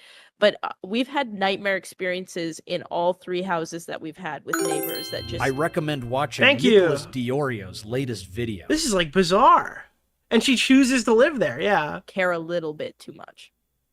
Really? Yeah. I didn't understand the busybody neighbor meme until I moved to the US. This reminds me of the popular saying, if you find everyone around you is an asshole, you just might be the asshole. Yeah, you seem to have a problem everywhere you go, Anisa. That's crazy. Anisa, if everywhere you go you have bad neighbors, you just might be the bad True. neighbor. After this, the group would discuss streamer-related topics like Aiden Ross saying inflammatory things because it's an easy way to grow an audience. This is ironic coming from these girls who essentially became popular for doing a very similar thing. The girls planned on making this podcast a regular occurrence, but only 2 episodes would ever be released.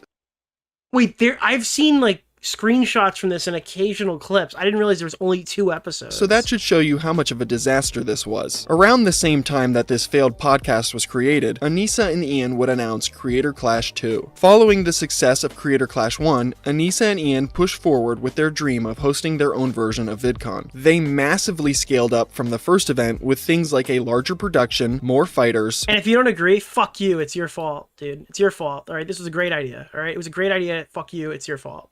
And a bigger venue. The Jomhas also thought it would be a genius idea to rent out an entire hotel for the creators they invited, costing over $150,000. They also flew in streamers like Hassan Piker, Denims, Frogan, and many more just to quote-unquote promote the event, which I think that they deny that Frogan was flown out, correct? I'm pretty sure they deny that. I mean, I don't know if it's true, but I think they deny it. None of them really did. They paid for the company Getty Images to come to the event and take that did happen though. Pictures of everyone attending. They even threw 4 separate influencer parties leading up to and after the boxing matches, and there was a red carpet gala event where Anisa got to hand out fake awards to the fighter. Yeah, was it AB got her in? Is that a thing? She even got to humiliate her husband on a live broadcast. Oh, good. That's her favorite pastime. That's her favorite thing to do. In the shower, like coughing in the morning, and I filmed it because I thought we were going to do a documentary, so I like filmed him coughing in the shower. All night he was coughing. I was like, oh my god, this is going to be so bad. He also had fractured shins, but like you can fight on fractured shins, but you couldn't be as bouncy. But we found that out. People are going to be saying excuses, Yeah, I know, for the fight from a... Why does she just overshare every time a camera is put in her face? This is like bizarre. Year ago. Let me just add, he still would have lost to Dr. Mike even if he could breathe and didn't have fractured shins. Holy shit, dude. Just stop talking. No, that's valid. Because of all of this, Creator Clash 2 failed to... Again, that was another huge thing that annoyed the fuck out of me. At least that's after the fight. But oh my god, you know who's a huge pain in the ass about this? Charizard Elena girl would just get on there and she goes, oh yeah, I'm gonna be fighting in this event, and oh my opponent's gonna beat the shit out of me. And it's like, no, you're gonna beat the shit out of me. It's like, no, you're gonna beat the shit out of me. They weren't even like slightly competitive about it. They're just like, we're just gonna get killed in the ring, and that's it. That's the fun part. But it's for charity, and we're gonna get the shit beaten out of us, and yeah, I don't really stand a chance. They weren't even like trying to be competitive about it. I think I'm actually gonna do a second. There's a crazy thing for the stream because I've been just gunning this bottle of water. I'm gonna do a second bathroom related break, dude, and then we're gonna watch a little more of this and get out of here. So I will be right back. Jeez. I'm so anxious. I now am a better... God, this person is so fucking stupid. Is it misogyny to call Denim stupid? It can't be. It simply can't be. You do not have nearly enough anxiety. Dude, this is the base way to respond to this. You clearly don't have enough anxiety if that's your takeaway. Seriously. Undo that therapy.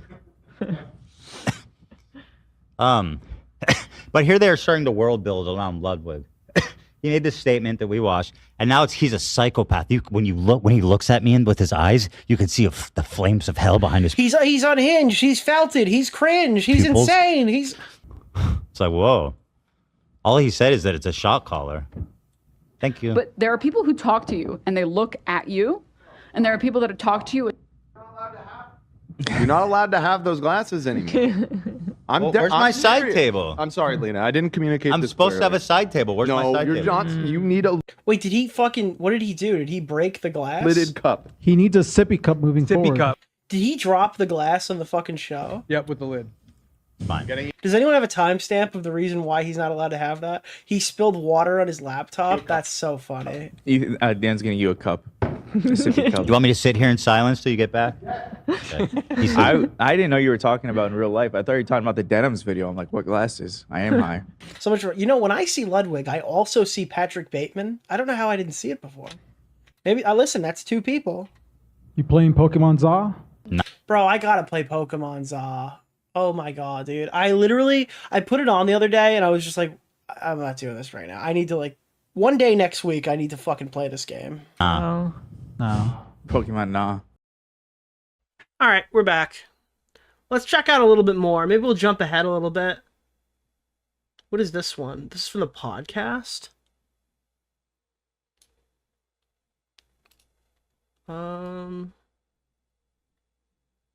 Yeah, this is what I wanted to see. This is the intro tidbit. So Anisa went fucking postal. Let's take a look at this. Earlier, but his video allegedly caused a lawyer to investigate the Jomha's financials surrounding Creator Clash 2. Oh, wait. Dude, this is... Oh my god. Hold on. Video after Creator Clash 2. Dude, this is Bo Black's. No! No, bro! Oh my god! Wait! Showcased an explosive meltdown triggered by the YouTuber Bo Blacks. See me there, Bo Black. I would jump through a vent. Let me speak! Oh my god, bro. This is fucking base. Bo Blacks made a video after Creator Clash 2 failed to raise any money for charity, speculating on how much money the event really made, and Doesn't that sound like a real fucking... That sounds like you're just firing from the hip, doesn't it? Questioning where it all went. His theory was that fighters were paid more money than what was initially stated, and that Anisa and Ian took a paycheck for themselves as well, instead of donating their profits to charity like the year prior. Now his assumption... Wait, did he... Hold on. Did he say that? Because that's not true. Wasn't correct, as he failed to factor in all of the egregious overspending on things like parties that I mentioned earlier, but his video allegedly caused a lawyer to investigate the Jomha. No, dude, no! They don't... His video wasn't even good, no! Jomha's financials surrounding Creator Clash 2, as they thought the Jomhas potentially pocketed the profits and defrauded charity. Anisa, for whatever reason, would decide to bring this fact up on her stream, leading to this insane meltdown where she claims commentary YouTubers have never worked real jobs in their lives. And my big defense for Bo Blacks here is yeah, I don't know if everything he said in his video was good. You deserve to be investigated. If a charity went from making $1 million to making negative 250,000, you should be investigated, and I hope they don't find anything. The lawyer used the YouTube video to say that this was proof. They were thinking it already, Anisa. And yeah, you deserved to have been they needed to find out if you guys are just retarded or something malicious has happened behind the scenes. That we were pocketing money. So the point that I was making with that clip that got taken out of context again, or he just didn't understand what I was saying, is that we were in a shakedown lawsuit, and part of the reason why they thought that they could bark up our tree was because commentary YouTubers have no idea what it is to work a normal job. That was probably a bad choice of words, Anisa. That's probably not your strong suit. Honestly, that's a shocker right there. Let alone put on a whole event, okay? You have no clue. Ooh. Also, oh my god, that's Adam's hair. You know Adam's new horrific haircut? YMS Adam. Why does she look like Adam? Let me pull up Adam, dude. What is YMS doing these days? Holy fuck, it's literally Adam's new haircut. And this is, we were like shitting on this haircut. This haircut sucks, dude. Let me go. Actually, I know one video that we could pull up where he has that haircut. Kimba the White Lion is. Ah, no, get that away from me. No.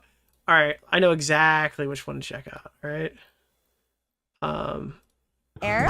No, not that one. Is Dark Viper AU a virgin? Premise of the video. I am not. Why would so many people be googling like that? told through how you. Oh my god, this is an inverted Adam. Look at this. Oh, that's a bad spot to put him. Hold on. Let me make him smaller. Or I got an idea. Hold on. Look at this, dude. It's literally Adam.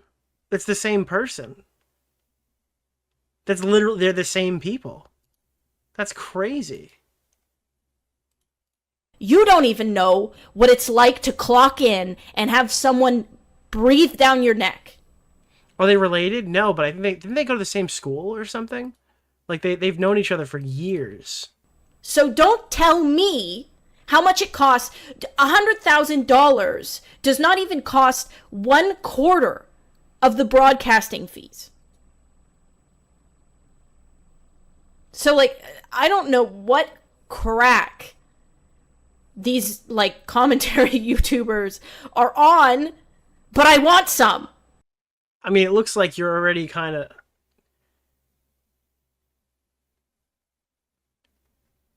I mean,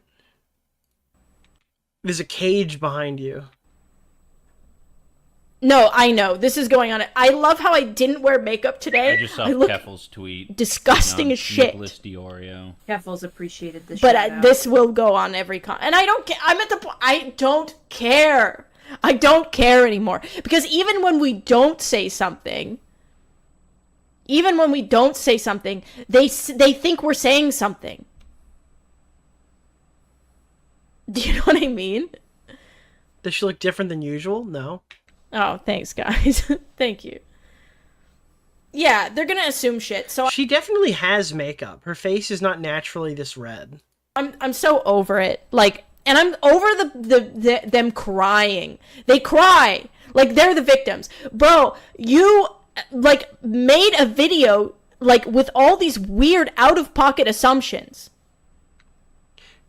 See, Boblax took a big risk, got stuff wrong, and then Anisa made this video and nobody ever cared because this was way funnier. You know what I mean? And Boblax was like, he was in the right spot. He just mined coal instead of diamonds. Like, just so out of pocket. I don't know. I know a lot of them have never worked a real job. I know that for a fact. And if you have, you worked there for a week and you cried and you quit. Meanwhile, she's like, I only have one option: OnlyFans or get a real job. And she's like, fuck it, dude. The OnlyFans model Yes! Oh god, this is so on point with everything I'm thinking. Oh my god. talking about people not knowing how to work real jobs is amazing cope. Yes! Anisa would continue this spurg out by claiming she has confronted commentary YouTubers in the past I think wasn't this just completely fabricated about Rusty Cage? and made them cry. But you fuckers that are looking at this right now, I know that you would fucking cry if I said something to you in real life. I know you would cry. How do I know? Because I've done it to one of you fuckers in real life, and you have cried. You cried and apologized to me, and you even said that I made you feel like a bitch. Keffel's appreciated the shout out. She just lies a lot, dude. She just lies. And I'm glad that I did, to be honest. More people should do that to you. This claim isn't even remotely true. She is referencing the time she approached the YouTube comedian Rusty Cage at an after party for Creator Clash 2. Rusty tweeted a picture of someone in the crowd holding a sign that said, "Froggy did nothing wrong." Oh shit! It's Brandon. Hope you're doing well, Brandon. This, of course, upset Anisa so much she felt the need to confront him about it after Creator Clash had finished. I paid money, I'm on the floor seats, and I see like some shenanigans going down. I take a photo of it, it's just people holding up a sign. It said Froggy did nothing wrong. Like seemingly innocuous. Yeah, right. I go to this like after event and Anisa comes up to me. She comes up and says, that tweet was really not cool, and I just apologize. I felt kind of like a bitch. I was like, why the fuck did I apologize? What am I apologizing And then Anisa got on a podcast. He cried for? I don't even know this person. That's really not cool. Honestly, Anisa, it was very cool. Anisa's unhinged rant wasn't over yet. She would go on to talk about how iDubbbz needs to keep her on a leash because she can't control herself online. Ian keeps me, this is the truth, okay? Ian keeps me on a leash. Crazy to say this with a fucking gigantic cage behind her. Okay? And I'm okay with that because I need to be on a leash. I need to be on a leash, a tight leash, to be honest, because I am unhinged. I will just say shit. These clips would go viral amongst the commentary By the way, I agree. Community. On one of Anisa's follow-up streams, she would attempt to retcon this meltdown by claiming she did it on purpose to get clipped and talked about. Anisa's pseudo-intellectualism strikes again. You know, it's interesting because when I did the rant that like got clipped and shared by like a bunch of people, I did that intentionally to be like ranty and interesting and eye-catching and like I did it with the intention of like getting it shared. And it's interesting how like how predictable that is, I guess. And it's cool. It makes you feel like, okay, like this is more predictable than like you would imagine that it is. This is obviously not true. Anisa having a conniption over Boblax's video wasn't some 200 IQ move to gain— Yeah, dude, I'm sorry. She has the stupidest fucking excuses every time to try to sweep it up because she thinks she's intelligent. She thinks she's smart enough to get away with it. And every time it gets funnier and funnier. Attention online. She just has poor impulse control and can't help herself from crashing out over the hate she receives. Anisa and Ian would begin to discuss Creator Clash. So they ended up making a podcast. Great. From time to time. They had it already, but it's still so funny that they made one just to talk about their problems on their podcast. That's right. After Creator Clash 2 failed miserably to raise any money for charity and cost the Jomhas over a Thank you. Why? $250,000. These two geniuses thought it would be a great idea to do it again with nearly an identical formula. There wouldn't be an official announcement about this until the following year, though. Thank you! Anisa would spend the rest of 2024 ranting about ridiculous things on her podcast with Ian that struggles to break 5,000 views on most episodes. And this would continue on into 2025. It wouldn't be until— Dude, it's just so fucking over. It's so over. And all of this, by the way, is before Creator Clash 3. I always talk about this. This is always the way I kind of leave off, and I'll leave off again. When I saw this shit, I was so fucking mad. I was so fucking angry. The day that, I mean, let me see if I can go find it. That would be a good way to end this. After all the shit that you're seeing, and you guys, your eyes weren't woken up. Not all of you were woken up to see the actual truth of this, right? When I fucking saw Creator Clash 3, my jaw dropped. I was so fucking angry, dude. I was so mad. Hold on, let me see if I can find the video where I talked about it. Creator Clash 2, Creator Clash 2, Creator Clash 2. Okay, yeah, dude, this was it. Creator Clash 3, why it shouldn't exist. What did I say in this? Yeah, it was just going through the Creator Clash 2 stuff first, yeah. Some of them were on the Creator Clash 1 card, but like, the problem was that nobody was promoting the event, and then they kind of just re-upped it with like a ton of their friends. These are all just like the friends of iDubbbz's and Anisa Jomha who are back. And then Tubbo and Sapnap. Pull this right now. All right. 2 or 3? Let's set this thing up as we keep going. But yeah, I mean, they're not running an iDubbbz fight. So we're going to find out now why that is from our good friend, Mr. Ian Jomha. I don't know where I go on the rant, but I go on the rant at some point. It's from one of these videos. But yeah, that was another crazy thing. They came back, they re-upped it, and they didn't bring Ian back too. I just think it's absolutely fucking bizarre. Is it this one? Oh, this is my tweet. I don't get this clip at all. You absolutely deserve to be investigated for Creator Clash 2. They sound shocked and appalled that lawyers poked around in their charity failure. That's totally valid.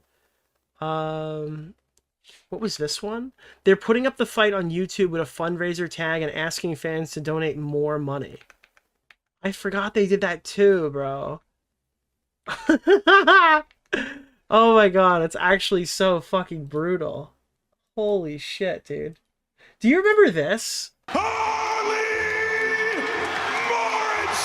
This is the only interview Harley did for Creator Clash 3 where he was still pro the event.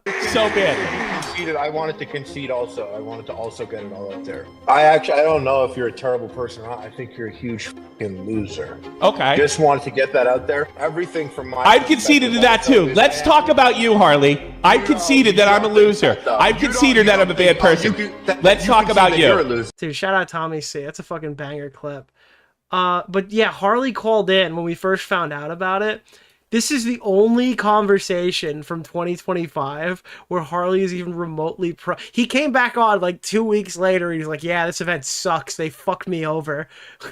I got underpaid. The event's gonna fail. Dude, he's back for his promo run. I'm glad you called because you did give me some info, but I didn't want to tell my stream without consent Can you or hear me? whatever. Yeah, what's going on, buddy? Not much, you? Not much. I'm kind of shocked this is happening again. I'm shocked that you're calling me again, but also not, because it doesn't seem like Anisa is like the type to go down without swinging, I guess. You know? What's so crazy, actually, is I didn't think it was going to happen again. And I did it. I don't respect I did the last Creator Clash, and I was like, oh, okay. Where does he say it was successful? Wait, that was so funny, dude. Is that it? Success? Mismanagement of funds at the end of the day. Oh, it was literally the next sentence. Because I guess it was a success. Do you think the second was a success? No. Dude, this is 1 minute into the fucking conversation. He asks me, dude, this immediately set the fucking stage. I guess it was a success. Do you think the second was a success No. outside of the mismanagement of funds? No, I don't think it's a outside of the fact that they didn't make any money. Would you view it as successful? Success for the amount of money that was spent with the amount of money that actually went to charity from the actual event. Oh no, but I said aside from the mismanagement of funds. What other aspect was there? No, Harley? but you can't. It's a success. No, you can't hand wave that. Well, I was just gonna do go. that. I wanted to walk. No, I wanted to walk through it step by step. Yeah. So we can see what we agree upon, and then from that point we could further discuss. This conversation is so jarring because he calls back in like 2 weeks and he's like, "This fucking event sucks." You know what I mean? Yeah, sure. We talked for fucking 2 hours, and it was like right before everything imploded. Like by March, this shit was fucked. I personally think, and everyone that is in the box. Dude, what do you think iDubbbz's and Anisa were thinking when they fucking flipped on their computer and saw me talking to Harley right at the event, like right at the fucking beginning, at the hellmouth of this fucking event opening up? Space that I speak with, packing out Amalie Arena is incredibly impressive. Dude, yeah, you guys started out as polar opposites, but instead of meeting in the middle, he went further to your side than you even were. Yeah. So if you burn all the money after that, which we could say basically they did, it lost money. Do you know the Charities percentage didn't of get the anything, arena right? that was actually filled? Because I've heard different numbers on that. Did they actually fill it to capacity for like the actual? I did, but it was 3 years ago. Okay, well, there's tons of clips. If you look at it, you're gonna see like over 10,000. Because I will say, and all of those these events don't pack fucking stadiums. I went to a fucking event that didn't have KSI fighting in it, and they like fucking. We were in like the smallest place in Nashville. They still curtained off or like had they covered up the upper bowl and stuff like that. I don't know what the fuck I was watching. I don't remember who fought. It was like a tag team fucking team boxing royale match or something in the middle or whatever. That was yeah. Hold on. 10,000. Doesn't it seat 20? No, I'm saying just like between you and I could say that you could definitely see on your eye at least 10,000 people, but I think it does 20, and I think it was much closer to 20 than it was to 10, but I didn't want to quote any numbers off my ass, you know? And to anyone in the chat, just go look it up. Pause for 1 second. Creator Clash. Yeah, pull up something on the thing. Let's do Sure. it together. It'll be fun adventure. While we're doing this, I'm going to pull this up for you real quick. I can't think of another internet thing where two people disagreed and then went on to agree without one person changing their position. It's masterclass. Numbers wise, how can I trust your numbers when you told everybody that they had? Oh, that was another thing that Harley told everybody he was firing from the hip, but he just says he kind of just lied to Tommy. He went and told everybody that Creator Clash 2 was outselling Creator Clash 1 early on. And he was just like, I assume we must be because there's some. Yeah, he just kind of shot that from the hip. Till the end of And January. we all just ran with it. Like, oh yeah, I guess they're making more money, guys. Who knows? Where Anisa and Ian would both post announcements on their Instagram stories promoting Creator Clash once again, after miserably Nick failing to be a started boxing insulting me promoter for viciously on Creator. Twitter. Remember when Anisa was screaming at her coach and his wife that being negative 500,000 before CC2 was A-okay? Yeah, I do remember Clash that. 2. Yeah. Surely Anisa would have learned from her mistakes, and the third event couldn't be any worse than the last, right? Because they were negative 2 million before CC1. Right? iDubbbz would drop a video officially announcing Creator Clash 3 on February 7th, 2025. I don't know how he or Anisa could possibly think doing this again was going to be a good idea after Creator Clash 2 promised 14 I was like so fucking radicalized when I saw this. I was like, the creators who were involved with this should be bullied. I think was the first thing out of my mouth. Like, there's no way they don't know that what happened the last time, all right? I was so fucking mad when I found out they were doing a third one. different charities donations and failed to raise a single penny. I think the main reason the Jomhas chose to attempt this event again was because they decided to remove the charity element and made it 100% for profit. The pair will still call Thank you for saying what it is. Yes, it is a for-profit boxing event. a charity event though, but that isn't true at all. They will even use its false for charity aspect as a shield for criticism in the near future. Yes! Creator Clash 1 and 2 followed an identical donation model where all net profits from ticket sales and pay-per-view buys would directly be donated to charity in its entirety. Creator Clash 3 did not follow this model and dropped that previous element entirely. The ticket sales and pay-per-view buys generated from the event did not guarantee any money for charity now. This was not explicitly mentioned by Ian or Anisa, and you could really only find this information out by combing through their terms of service on the Creator Clash website. The only way Creator Clash 3 attempts to raise money for charity this time is by attaching a separate link. An external link. There was nothing to distinguish. That's why I'm like, there's no way that this counts. Because we didn't say that the money that Ian raised after Creator Clash 2, where he did like a self-flagellation stream with another Tiltify link, none of that counted as like for Creator Clash 2. Now they're doing that part ahead of it. Why would that Nicholas count? DeOrio. Keffels appreciated To a GoFundMe style page asking for donations for one specific charity now. Calling Creator Clash... Unironically, I don't know what happens. What happens to that Tiltify link if Ethan Klein doesn't make Content Nuke? How much does that Tiltify link even send to charity? A charity event is like calling McDonald's... Yeah, Ethan raised $200,000 for iDubbbz's. A charity restaurant because they have a donation box at the register for Ronald McDonald's charity. I just wanted to make that very clear because the Jomhas will go on to make fraudulent claims about this still being a charity event. In March, Anisa and Ian would begin to sour their relationship with Ian and Hila from the H3 podcast. These four... Wait, what? The Jomhas will go on to make fraudulent claims about this still being a charity event. In March, Anisa and Ian would begin to sour their relationship with Ian and Hila. I've done that so many times, bro. I've done that so many times. I can't even make fun of you for it. I have called Ethan Ian so many times. From the H3 podcast. Just because like their names are Ethan Ian, they constantly go back and Cast. I've done that so many times. These four have supposedly been friends for almost a decade, with Anisa and Ian. Ethan just invited Ian to call into the show on the IG story. Oh my god, dude, they just want this to go on forever. I love it. Being semi-regular guest on We could have an iDubbbz's Ethan Klein debate, dude. That could happen. That could happen in real life. If that happens tomorrow, I'm streaming. The pinball stream be damned. If they can get this thing set up for tomorrow, I'm fucking streaming it. The H3 podcast. Ethan and Hila have stood by, defended, and promoted the Jomhas throughout all of their dramas they found themselves in over the last few years. They were also one of the largest supporters and maybe I'll listen to it while playing pinball, if it comes down to that. Promoters of Creator Clash 1 and 2. So the animosity building between the group came as a surprise to most. Could you imagine I upload a regular VOD and I just happen to be legitimately on screen playing pinball the entire time? No, I am not. Why would so many people be Googling that? I get called Ethan all the time, it's a thing. Thank you, Ian Sharp. What caused the initial rift between the friends was the fact that Anisa was seemingly good friends with a former editor of Ian's who would regularly hate on Ethan and Hila online. Alright, you guys know this stuff. This is kind of, this is like where we covered this year, right? So I don't want to get back into that again because we've kind of done that recently. But obviously this video is really good. There's another 30 minutes ahead and probably about 20 minutes behind that we haven't watched yet. It's on the Nick Nobody YouTube channel, and I think he's got an iDubbbz's video coming out soon. It's being re-released. There might be something on the channel already. I don't know if there is an older Nick iDubbbz's just started video insulting me linked viciously on Twitter.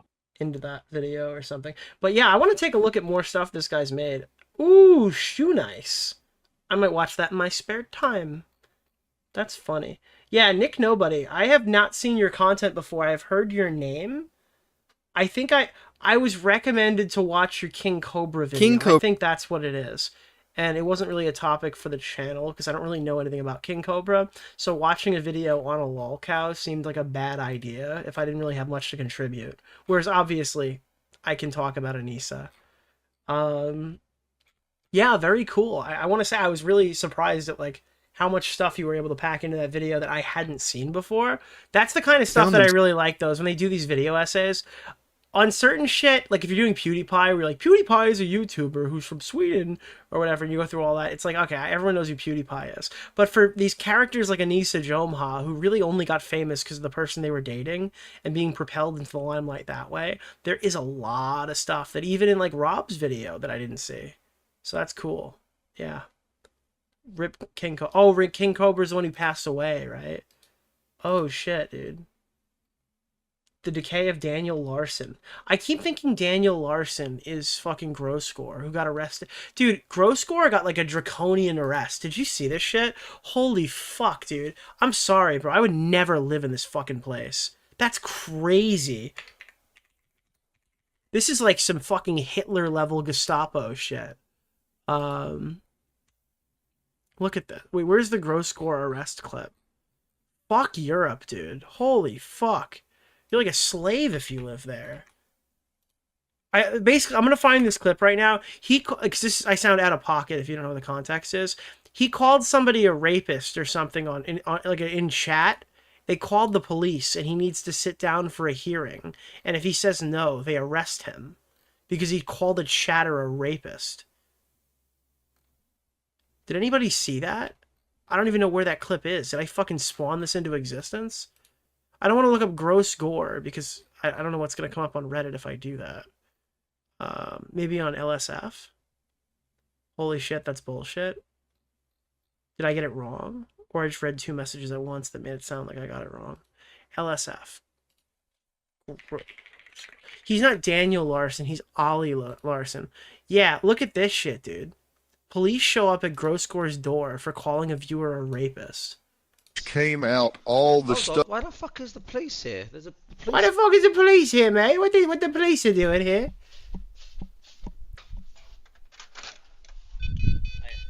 Hi. Yes. This is like fucking terrifying. People are like, I don't want to live in America, bro. I don't want to live wherever the fuck you are. Is this Birmingham? Ali. Is it Ali? UK is not EU. Whatever. The UK sucks, dude. Yeah, good. What's up, boys? I need to invite you for a VA. What's a VA? Voluntary attendance interview. What's that? What is that? Is that bad? Am I in trouble?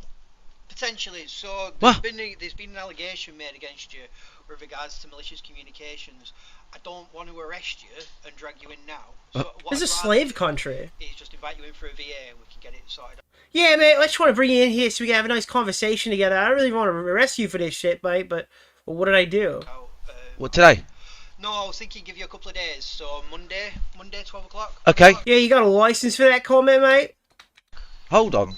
Can you give me like any information, like what's this on? I need to go through that with your solicitor first. So all I can do at this moment is essentially tell you the allegation. Go on. So that's basically. Go on, yeah, I'm listening. It's just some Malcolms. So apparently you've called somebody a rapist or something. Called someone a rape. Like, what the fuck is this, dude? What the fuck is this, bro? My neighbor had their car stolen in Birmingham, and even though they had the entire thing on CCTV, no police even showed up to talk to her or take the video evidence. Anything but catch actual criminals. Not a gross score fan at all. This just sums up the police over here. You can get your house broken into, your car stolen, they'll show up an hour or two later. If you're lucky, take a statement, and you'll never hear or see from them again. You can have a stalker, and they'll refuse to do anything until it's too late, but say a word, not defending what he said. They'll round at your house threatening to arrest you. It'll get to the point where there's more people being fined and arrested for saying something that people take offense to than actual criminals getting caught. Here's another one. I was watching Mark McCann. This is like the last thing we're going to talk about before we get out of here tonight. But Mark McCann was making a video where he was talking about buying like stolen cars and stuff and returning them to the owners, going through the cost of stolen cars and why they're doing this. And yeah, there's like skit elements to it. I know. Okay, I got it. I know. I understand that not all of this is like legit, but he had a car stolen himself, so he's kind of knowledgeable. So I about did it, the right? But he goes through kind of similar shit with the police on here, I think, right? Oh no, this is his Porsche that was stolen. This is the one where he admits that he tried to run somebody off the road on foot with his car. That was kind of an interesting video. This car really is a great... Yeah, he was going through like how people steal cars with somebody. Is it this one? No, you know which one it was? He made a video showing how they steal the car. That was the one. He made a video going through how they steal the car. Let's see. I exposed the world of car thieves. So he found like a guy who steals cars and put him in a ski mask and was going over how exactly to steal a Land Rover and why nobody, like why they don't even really do anything to the guy who steals the car. We didn't smash a window. We had penetrated it and stepped into that car in absolute silence. I was mind blown to see how this is and how vulnerable. I think this is crazy, dude. He's driving with a cameraman, a guy in a ski mask. Thieves' identity. And that's simply because he's agreed to show us everything. And this will help us and the police. Dude, this is an insane premise. I found a car thief who's going to show me how to steal a car. I can't tell you who he is because he agreed to do the interview. Combat this epidemic. We have arranged this perfect, desirable car to demonstrate. You will be horrified what is about to happen. So in front of us now, we have a 19... Dude, Mark McCann is crazy. Doing this. I'd rather not say. Okay. Just roughly, sort of how many cars do you reckon you've taken? I don't want to answer that. After some awkward small talk, I realised this guy meant serious business. We're tracking this Range Rover SVR now. Would that be a car which is... This has to be set up. There's no way that they're just stalking some fucking random Land Rover. To steal? Range Rover. No, one of these just... It's just mental. So he has no idea now that we're behind him, we're tracking him. So we're going to pull into Tesco's now. Dude, we're going to fucking follow them into there, and then we're going to break into their car. We're going to break and enter into their fucking vehicle immediately. Or move things. It has to be it has to be a setup car. He never even insinuates that it is, which is even crazier. How do we stop thieves? I think this is where he talks about the cops, right? Stops the signal of the keyless entry getting to the car.